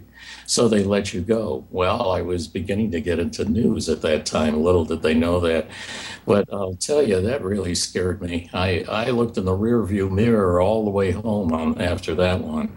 But he explained things to me about they were flying Cessnas and Pipers to various islands and doing surveillance and knocking off people and blowing up things and so forth.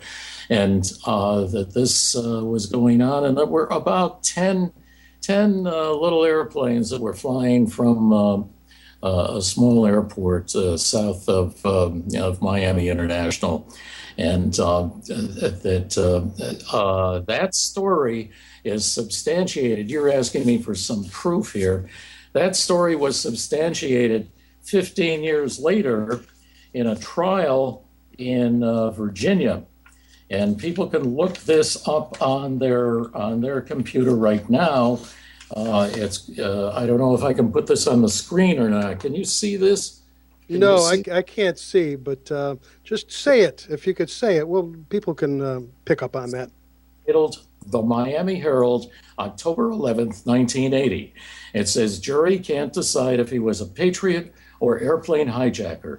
And everything that he told me about, and to the fact that if we get caught, this other guy, Enrique Castillo Hernandez, who I guess wasn't as smart as Smooth Criminal and wound up in jail for 16 years, as I said, and he was let go. And he tells, there were about 10 planes and there were crews of about 3 people on each one of these. And if we got caught, we'd say that we forced the pilot at gunpoint. Exactly what happened to my criminal. Exactly the same thing. And he said that that this was going on and had been going on and is going on, and that the people were picked out of prisons.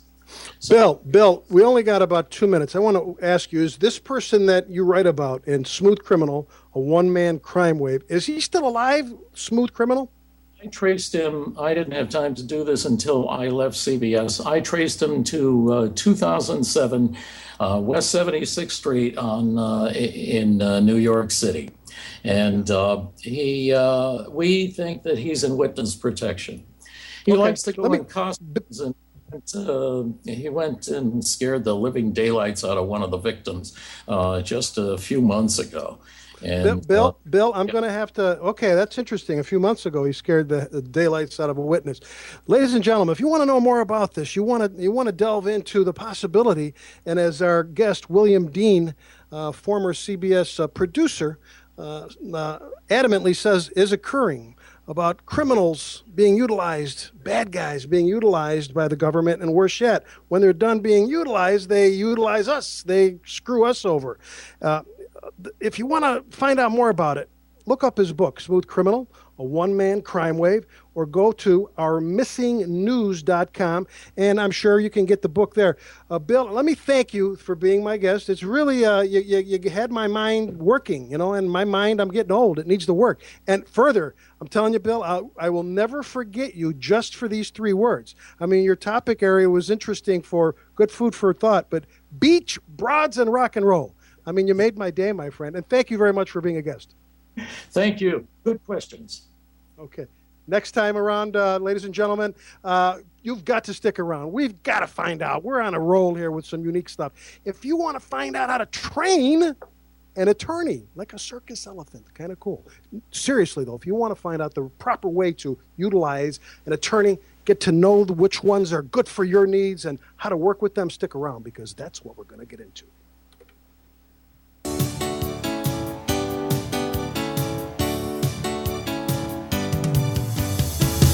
Hey everybody, this is Keith Zalley from the WTOE Radio Network, and right now we're going to take a few extra minute break just so we can save our files for our podcast. So please don't go anywhere, because there's going to be more Steve and the KOVACS Perspective in just a few minutes. They're going to jump out of trees. They'll go down the slide head first. They'll make parachutes out of sheets. They'll balance on things that are impossible to balance on, like the back of a couch. They'll run with sharp objects. They'll climb things that won't hold their weight. They'll put their fingers in places where they could get smashed. They'll drive their tricycles down steep hills. They'll bounce balls off their faces. They'll step on each other. They'll jump on each other. They'll invent whole new ways to put themselves in jeopardy. But one of the most dangerous things kids will do happens while they're sitting perfectly still. Kids who ride in a car without a booster seat are much more likely to suffer serious or fatal injury during a crash than kids in boosters. But amazingly, 80% of all kids who need them aren't in them. After a toddler seat and until they're 4'9", booster kids, and don't let them down. Go to boosterseat.gov to learn more about the importance of boosters. A message from the U.S. Department of Transportation and the Ad Council. Oh, hi, Jessica. Hi, Mrs. Johnson. Is Megan there? Sure. Follow me. The kids are in the kitchen making sandwiches. I know. Hey, Julie. Hi, Jessica. Hi, Megan. Hey, Megan. Yeah? You're a total freak.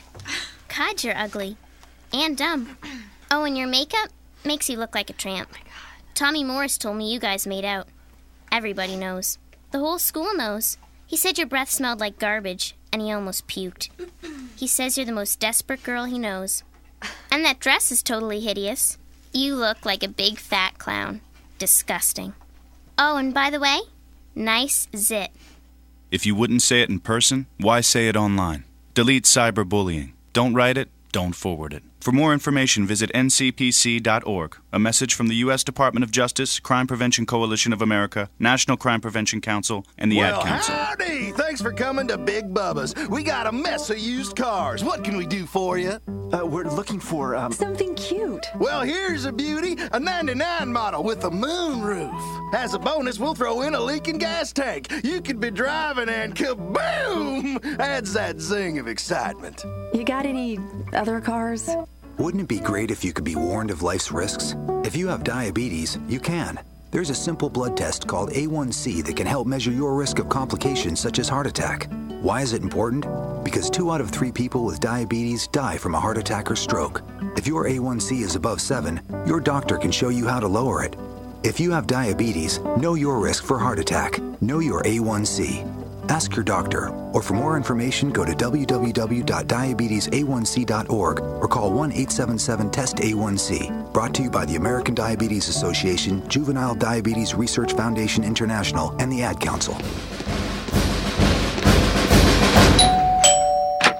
Hello. Is Joey home? Joey, the door. Joseph. Yeah. Hello, son. I'm Deane Rubin from college. I'm here to invite you to join us this fall. Me? Mm-hmm. Give me a day. Well, we've reviewed your application. Give me an E. No, wait. Right, you didn't actually fill out an application. I didn't think I had to. You know what? That's fine. Because your algebra grade certainly... No? Wait, you didn't actually take... Well, no one told me I was supposed to... whatever. You really want to go to college, and we really want to have you.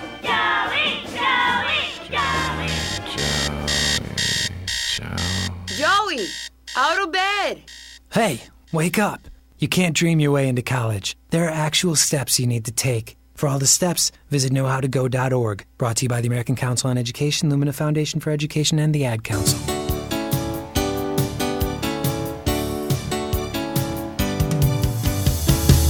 And now back to the KOVACS Perspective.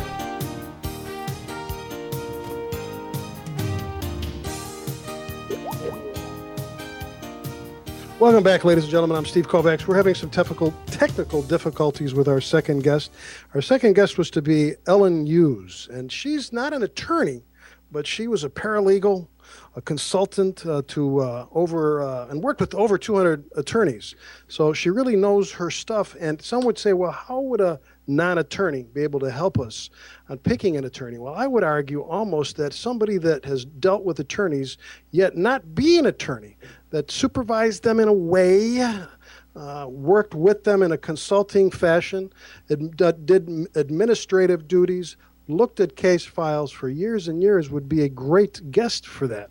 We're going to find out if we can patch up our Skype issues. Skype it can be a temperamental lady, and people are going to get angry at me. Why am I saying temperamental lady? Could be a temperamental guy. It's just temperamental sometimes. And we've had the devastating tornadoes in Oklahoma. We have bad weather in some other areas of the country, and maybe that has something to do with it.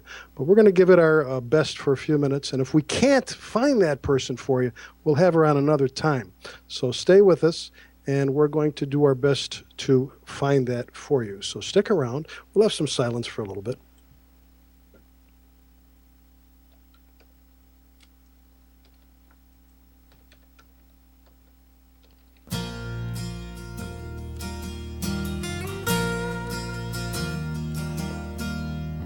Hi, I'm Keith Zalley, your announcer here at throughoureyes.org.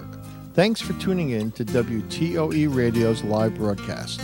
Our recording session will start shortly. While you are waiting, I'd like to ask all our listeners who have not yet registered at Through Our Eyes to consider doing so. Registering helps us ascertain whom our listeners are, where they come from, if they are blind or visually impaired, as well as other important information which helps us guide us. Ellen Hughes, are you there, my friend? Yes, I am. The internet finally came back Ellen, up. Don't be upset. Like, I'm not upset. It's Murphy's Law, and it's electricity. Murphy and electricity together is really a bad Murphy. That's right. You're so right. I thought, okay, I'm sure this has probably happened before, so we'll get on when we can. Ellen, what I need you to do is drop your camera down a little bit and to the left. That's what my producers are telling me in my ear, and they are a lot smarter than I am. Is that better? Yes, you look great. They're telling me you look hot. So that must be good. So that's a good thing. Thank you. How come I'm not seeing you? I mean, I see your picture, but it's a still picture. You know, it's better when you see me on a picture because I'm getting older, and in live and in living color, I look like poop. That's fine. We are on the air, Ellen, and I want to introduce you a little bit, as much as I know about you, and then I'm going to ask you to tell the folks a little bit about yourself. You're not an attorney, but yet you were a paralegal, you were a consultant, and you were an assistant to over 200 attorneys. To me that, and I know attorneys, I work with them, and I have friends that are them. To me, that means that you know a lot about attorneys, paralegal, and just an assistant to 200 of them. Is that enough info? Is that enough knowledge for you to have to help us manage and figure out the right attorneys for our personal needs? Oh, I believe so, Steve. And let me explain something. It may sound kind of ridiculous that I actually worked for 200 attorneys, but throughout my career, I've worked temporary a lot. So I've worked in a lot of temp in law offices. So that is why I work for so many, because I've always been a writer, and I'm not really an 8 to 5 person. I can do that for a while, but then I need to go and do my own thing. I'm also a clinical hypnotherapist. So I'm kind of a Renaissance woman, and that is why I really like temping. So I worked at a lot of law offices. I was exposed to a lot of different type of attorneys and their different styles. I've worked in almost every field that there is.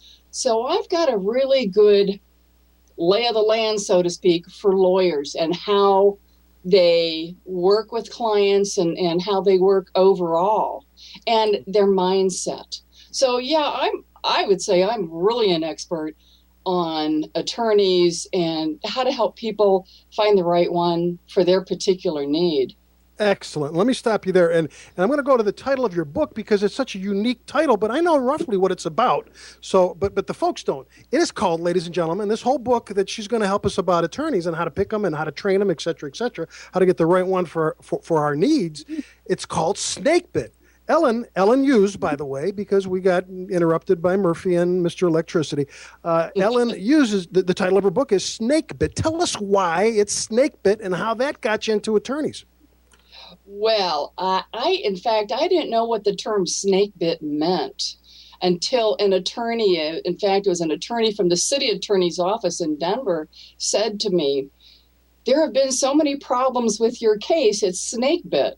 And I said, "I don't know what that means. What do you mean by snakebit?" And she said, "Just that. It is kind of like Murphy's Law tonight. Snakebit is Murphy's Law to the nth degree." And so I thought, that is a perfect name for the book. I wasn't originally planning on writing a book, but then I've got to tell you, after I had a lot of problems with my case, and I know a lot about attorneys and how to do things. I mean, I know how it should work. And when I had so many problems, I thought, if I'm having problems and I know how to speak to attorneys, they don't intimidate me at all. I thought, what about just regular people who don't spend time around attorneys? I talked to quite a few people. I started doing just an informal survey. And what I heard just really, it made me very sad, to tell you the truth, because the way some of these people were treated, in fact, the way a lot of people were treated, it was just really, it was abuse. You know, you wrote that book on, let's see, what was the title of it? It was Protect Yourself, Simple Ways Women need to be safe and secure. Right. And you were talking more about physical abuse, right? I was, yes. I mean, so my book is more about some of the mental abuse. I mean, it may sound a little harsh, but honestly, I don't think it is, because I've got to tell you, so many people I talked to, what they said was, I felt there was something wrong with me. They thought there was something wrong with them. The way the attorneys the attorney would talk to them, they were very intimidated. The attorneys were, they're very controlling. They're very manipulative. But let me say something here first, Steve. Like I said, I have worked in law my whole career. My father was an attorney. My uncle was an attorney. My brother was an attorney. My husband was an attorney. I've been around a lot of good attorneys. There are many, many, many good attorneys out there. But unfortunately, with the plethora of attorneys flooding the industry, and it is an industry, it's a service industry, there's a lot of bad ones out there too. And that is what the book is about, is to help people find a good attorney and then how to talk to them, how to put themselves out there to really help their case. I give them enough information so they know how to talk to the attorney. So they realize they're the boss. The client is really the boss, but a lot of times it gets turned around because they're intimidated by attorneys. So this book, this Snakebit, helps people know what to say to attorneys, how to find a good one, and before they even hire one, because you don't want to hire one then find out they're really bad. I don't know about in Canada, but we are seeing more and more stories in the paper about bad attorney behavior. And I think it's just going to get worse. Ellen, two things. And let me start off with this. Now, I think, here's my guess, that most people either get an attorney through a friend that has used one, word of mouth, networking, which I guess is a good thing, but maybe not. You can tell me. But I think sometimes some people just get a hold of an attorney, whether it's maybe a little networking or out of the book, and they just call an attorney and say, here's my issue. Can you help me? How much will it be? They do no due diligence.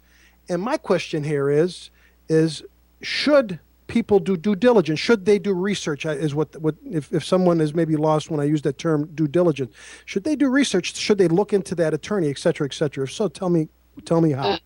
Absolutely. You're so right on that. Okay, let's just take for instance here, let's take a little story. Say that you have a car accident, you find an attorney and they do a great job for you. Then your neighbor has a car accident and they ask you and they say, who did you use? And so you tell them, and so they go to the same attorney. Well, everybody's an individual. So maybe the attorney that you chose, that you use, was perfect for you because their office was close to you. Maybe you like to do most of your communication texting, and so does the attorney. Well, what if your neighbor doesn't text? That's going to be a big difference. Maybe the attorney was a male and you're more, you feel more at ease having a male attorney, but your neighbor is a female and maybe she would rather have a female attorney. What about the age? You know, people have to ask themselves personal questions. Do I want, what if it's a case where it may drag on for a long time, like it's a lawsuit? You don't want to have to go to an attorney's office that's 30, 40, 50 miles away every time there's an appointment. Like I said, you want to have similar communication styles. You want to know, there are so many fields of law now. They're very, very specific. So just because you find an attorney in this broad field of, say personal injury, but what if your personal injury is very specific? You want to find an attorney who's going to be a really good fit. And so, as you said, due diligence means research. That's what you need. That's what people need to do. They really need to look and find which attorney is going to be best for them. And then once you do that, then you meet with them. You still don't hire them. You meet with them. You talk with them. And then you go home, and it's always a good idea to take a friend with you, because while a friend, it's another pair of eyes, it's another pair of ears, and you leave and then you talk about them, and you talk about, how did I feel about this attorney?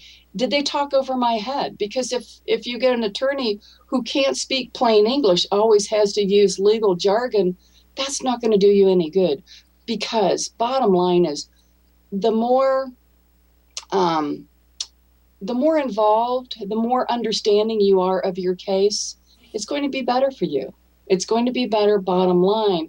It's going to make you feel better, like you're actually part of it. Now, everybody has their own level of how much they want to be involved, and that's fine. If you don't want to be involved, that's okay. But you still want to feel good about the attorney and feel like they're talking with you, not to you or down to you. So there's quite a bit of due diligence to do before you actually hire an attorney. Ellen, you say that some people don't want to be involved in their own case, and I'm not going to argue with you on that or disagree with you on that, because you're the expert in this. But it almost sounds completely foolish for someone to be that way. But we're all different, I got my own little peculiarities, and we all do. But do you find that sometimes, or do you find that a lot, that people don't want to even be involved? Just here's my money, and you take care of business. I think it comes back to the intimidation factor, Steve. People are thinking, well, the attorney knows everything. I can't do anything. I'll probably just hinder the case more than help. But that couldn't be further from the truth. It really couldn't. And I would say, from my experience, maybe half and half. Some people, people want to have maybe a little bit of involvement. There aren't too many people that want to be totally hands-off. But, so it's about half and half on how much hands-on that these people want to be. I just say, the more involved you want to be, I think the better off you'll be in the long run, because you won't feel so helpless. And when an attorney comes across something that maybe they don't understand, like in my own case, some attorneys I talked to, they made an assumption, and I had to put them back on the right track on my case.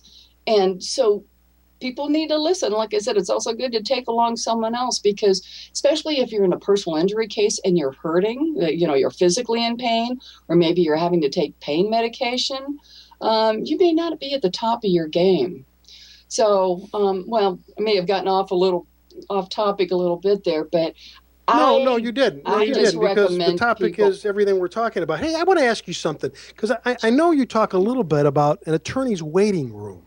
I'm intrigued by that, because quite often when I go to a doctor's office, I'm waiting for my doctor, I'm sitting in the waiting room. I always wonder if the nurse is out there looking at me, look at him, he's biting his nails, or look at him, he looks sickly, or whatever. I'm messing around a little bit here, but you do talk a little bit about the waiting room in an attorney's office, do you not? Yes, I do, because a very important factor in the attorney is the staff. And when I talk about the waiting room, I'm not talking about the room per se, of course. I'm talking about the people in there. For instance, I was an attorney hired me to do some paralegal work for him one weekend. He really needed to get some papers filed that Monday for a case. So we worked all weekend, and as I was walking out one night with the client, I said to the client, why weren't these documents filed before? Why hasn't anybody asked you these questions? They were called interrogatories. Those are questions that are asked for, especially like a personal injury case or some kind of criminal case, where the client has to answer all these specific questions. And it's usually a very lengthy process, a lot of pages. Of course, it depends on the case. And the client said, I already have answered these questions 4 times. And I said, what do you mean? Well, where are the answers in? He said, do you know you're the 5th paralegal that has been on this case? So what does that tell us? Huh? Oh, that tells us that there is something wrong with the attorney, because the paralegals keep on leaving. And, okay. And right, then sure. they also, since the questions were already answered, did they just delete the questions? They lost them, whatever. So when you're in the waiting room, listen, or just even go up and talk to, the receptionist, whatever. How long have you been working here? You don't have to grill them. You don't have to, be confrontive, but just say, how long have you been here? Because if you start finding there's a lot of turnover, besides that there's some kind of personality problem, your files may get lost. It could really impact your case very strongly. And then also in the waiting room, Steve, say your appointment's at 10 o'clock. What if you're left sitting there cooling your heels till 10:30 or 11? That kind of tells you that, well, maybe they don't think your time is that important. Or are they so disorganized that they can't get it together to meet you at the time that was set? A lot of it comes down to respect, too. I understand what you're saying, yes, because you may be a small fish in his pond of cases. You may be worth $4,000 for him profit in the scope of the case, and he may have big businesses that he's dealing with where he's making $20,000, and you may be a small thing for him, right? But no one should be a small quote unquote thing for him, right? They should. The attorney should treat everybody equally. To him, but it's for you. It's a big case to you because it's you. It's your case. Sure it is. You talk about something that I've never heard of. I don't know anything about the attorneys have registration numbers. Now, here in America, we do. I would think in Canada you do. Well, we're in America. I mean, I'm in America. In America. You're I'm probably sorry. thinking of you were my in producer. Canada. Okay. She's from Canada. But I didn't know that. In America, attorneys have registration numbers or whatever. Talk to me about that. You did not know? Oh, yes. Okay, let me tell you the difference between a lawyer and attorney. First of all, a lawyer is a person who has gone to school, but doesn't necessarily mean that they have passed the bar. An attorney has gone to school and passed the bar, and when they pass the bar, they get this registration number. Now, on my website, snakebitbook.com, there are clickable links for all the states, and you can click on those, and then you can look up any attorney that you want. When you find that attorney, it will give the registration number. Then you can also look up to see if they have had any reprimands, if they have had any grievances filed against them. Because if you are thinking about going with an attorney who has had a grievance filed against them, that's not a good idea. I would recommend definitely, walking away or, not returning phone calls. I mean, don't hire this person because as I found out, I thought it was a much simpler process to file a grievance. But it turns out a lot of times they don't take them seriously, which is not a good thing. I'm kind of working on some legislation for that, but the registration number will give you that kind of information. It will let you know what states they're registered in. So you find an attorney, and I'm sorry, what state are you in? I'm in Ohio. You're in Ohio, so they need to be registered in Ohio. They may also be registered in Texas or Hawaii or wherever, but they need to be registered in your state too to actually try a case there. So the attorney registration number is very, very important.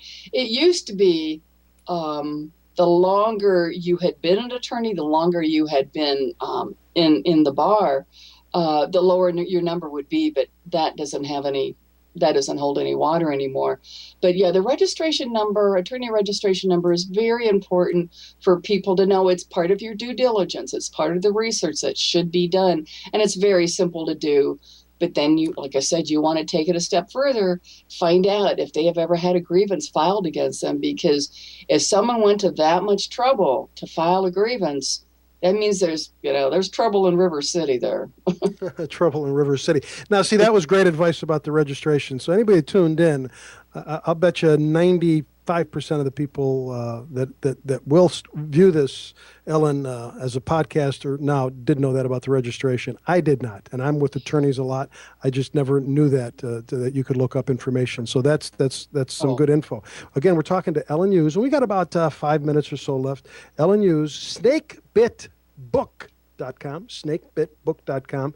And again, the title of her book is Snakebit. How about attorneys and their fees? Before I even go to their fees, there's a joke about attorneys, and I probably have an attorney or one or two friends today that are watching this. So I got to be careful because I know when I see them Monday, they're going to do something to me and mess with me. But there's an old joke, Ellen, isn't it, that why don't sharks attack attorneys if an attorney falls overboard in the ocean? And the answer is professional courtesy. Why do attorneys have such bad reputations? First of all, let me address the joke, because when people tell attorney jokes, attorneys don't appreciate them, and everybody else thinks that they're not jokes, thinks that they're real. So that's the thing about attorney jokes. Okay. It really is amazing to me, Steve, because law has really become a service industry. And this is the part that really bothers me, because, like I said, I grew up around lawyers. I've always had the utmost respect for them. It's just that there are getting more and more of these unethical, unprofessional people that are flooding the marketplace and putting their shingles out. And there was just recently a story in the paper saying that there are not enough jobs for lawyers in law firms. So these people are graduating from law school, and they're hanging out their shingle, opening up their own office, and they don't have any experience at all. That's very bad. It's very, it could be potentially very bad for the client. So, well, I agree with you on that, Ellen. I'm sorry to interrupt, but I agree with you on that. But I'm going back 50 years. I mean, and I have attorneys. I have an attorney friend now that he's the nice guy in the world. I know he cares about people. He wants to do the right thing. He wants to make a decent buck, but he's just a good guy. And I know more attorneys like that. But 50 years, I mean, the jokes have been around. I just got emailed another funny joke. I have to say, because I'm just in a joke kind of mood. It was the person wrote, "It was so cold outside that I saw an attorney with his hands in his own pocket." So why do we have those jokes? Do they charge more than they should? Oh, and that's one thing that really amazes me, that the fees are still going up, because like I said, this is a service industry, and, we're talking supply and demand. Right now, there is a whole lot more supply than demand, Okay, so, Starbucks, the coffee shop, right now, for every single Starbucks, and they're everywhere, they're on every corner, there are 113.5 lawyers for every Starbucks. Unbelievable statistic. That's how many lawyers we have. So if you're an attorney out there and you're listening, how can you charge, $400 or $500, $600 an hour? Now, see, they're all getting specialized. A lot of them are getting specialized, and that's why I think they feel like they can charge that much money. But we have such a glut of lawyers right now. People, come on, get back down to a realistic price here. Ellen, we only have 2 minutes, so I have to ask you this. Do you feel, in your experience, that can you negotiate the price of an attorney? Let's say he says, my hourly rate is $120, Steve or Ellen, that's what it's going to be. And you say, I'm out of work, I just can't afford that. I really want you. You seem like you're a top-notch attorney. Can you do it for $60 an hour? Did you ever hear of that being done? Every so often. It depends on the attorney you're talking to. If they're in a large law firm, they have set prices. They have set fees. You can't get around that. Now, in a single proprietor, in a single person office, or maybe a couple different attorneys in there, then definitely do talk to them, see if they'll come down in their price. Or, I worked for an attorney where he was just a wonderful human being. There was a lady who didn't have a lot of money, but she had a dry cleaners store. So they traded out. I don't know how often that happens anymore, but it would be nice. Like you say, if someone doesn't have a lot of money, but they need good representation, why not? You won't have a lot of luck in these large law firms because, like I said, their fees are set. But in smaller firms, sure, try it. All they can do is say no. Ellen, last question before I have to go because they're going to pull the plug on me, but I have so many things I want to ask you. In your experience, are the attorneys in large law firms, are they better attorneys than maybe the single attorney or the attorney that has 2 or 3 people in their office? I would not say that they are better attorneys, but I would say when they're in a large law firm, they have a lot more people. They can walk down the hall and get an opinion from someone else that may be better versed in that particular law field. So they have easier access to instantaneous information. Okay, Ellen, let me hold you back. Ladies and gentlemen, registration number. Remember that. Find the attorney's registration number and see what that will take you to, researching that in your particular state. Due diligence. Find out about the attorney. Look into certain areas, et cetera, et cetera. Had some great tips here. Go to snakebitbook.com, snakebitbook.com. Get some more info. Hey, you could spend a couple bucks on a book or spend a whole bunch of bucks on an attorney that may not fit your needs. Ellen, you were very communicative, to use a big word. I very much enjoyed my conversation with you. Thank you very much for being my guest. Thank you very much. I appreciate your time. My pleasure. Ladies and gentlemen, the second and fourth Wednesday of every month, we're going to get better and better and better and better guests all the time. We're working hard to get stuff that really makes a difference in your life. So stick around with us all the time. If you have to email or want to email us, if you have the burning need to say a bad comment, a good comment, info@KOVACS PERSPECTIVE.10. I'll answer them personally. Until next time, so long.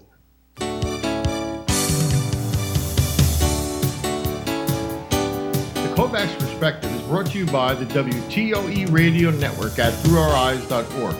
All WTOE shows are available as a podcast. Visit our podcast page to learn more. The KOVACS Perspective was written by Steve Kovacs, directed by Tom Bendenwald Jr., technical director and audio engineer Len Azzarone, assistant audio engineer Lori Vescuso. For more information about the KOVACS Perspective, visit www.allsourcesecurity.com. All words, ideas, and comments expressed on the KOVACS Perspective are those of Steve Kovacs and not necessarily those of the National Federation of the Blind, the NFB Northeast New Jersey Chapter, or the WTOE Radio Network. Until next time, I'm Keith Zally.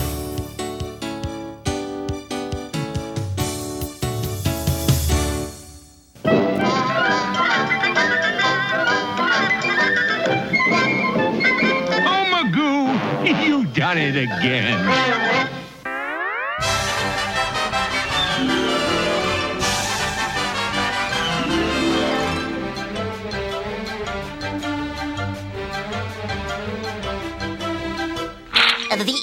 That's all, folks.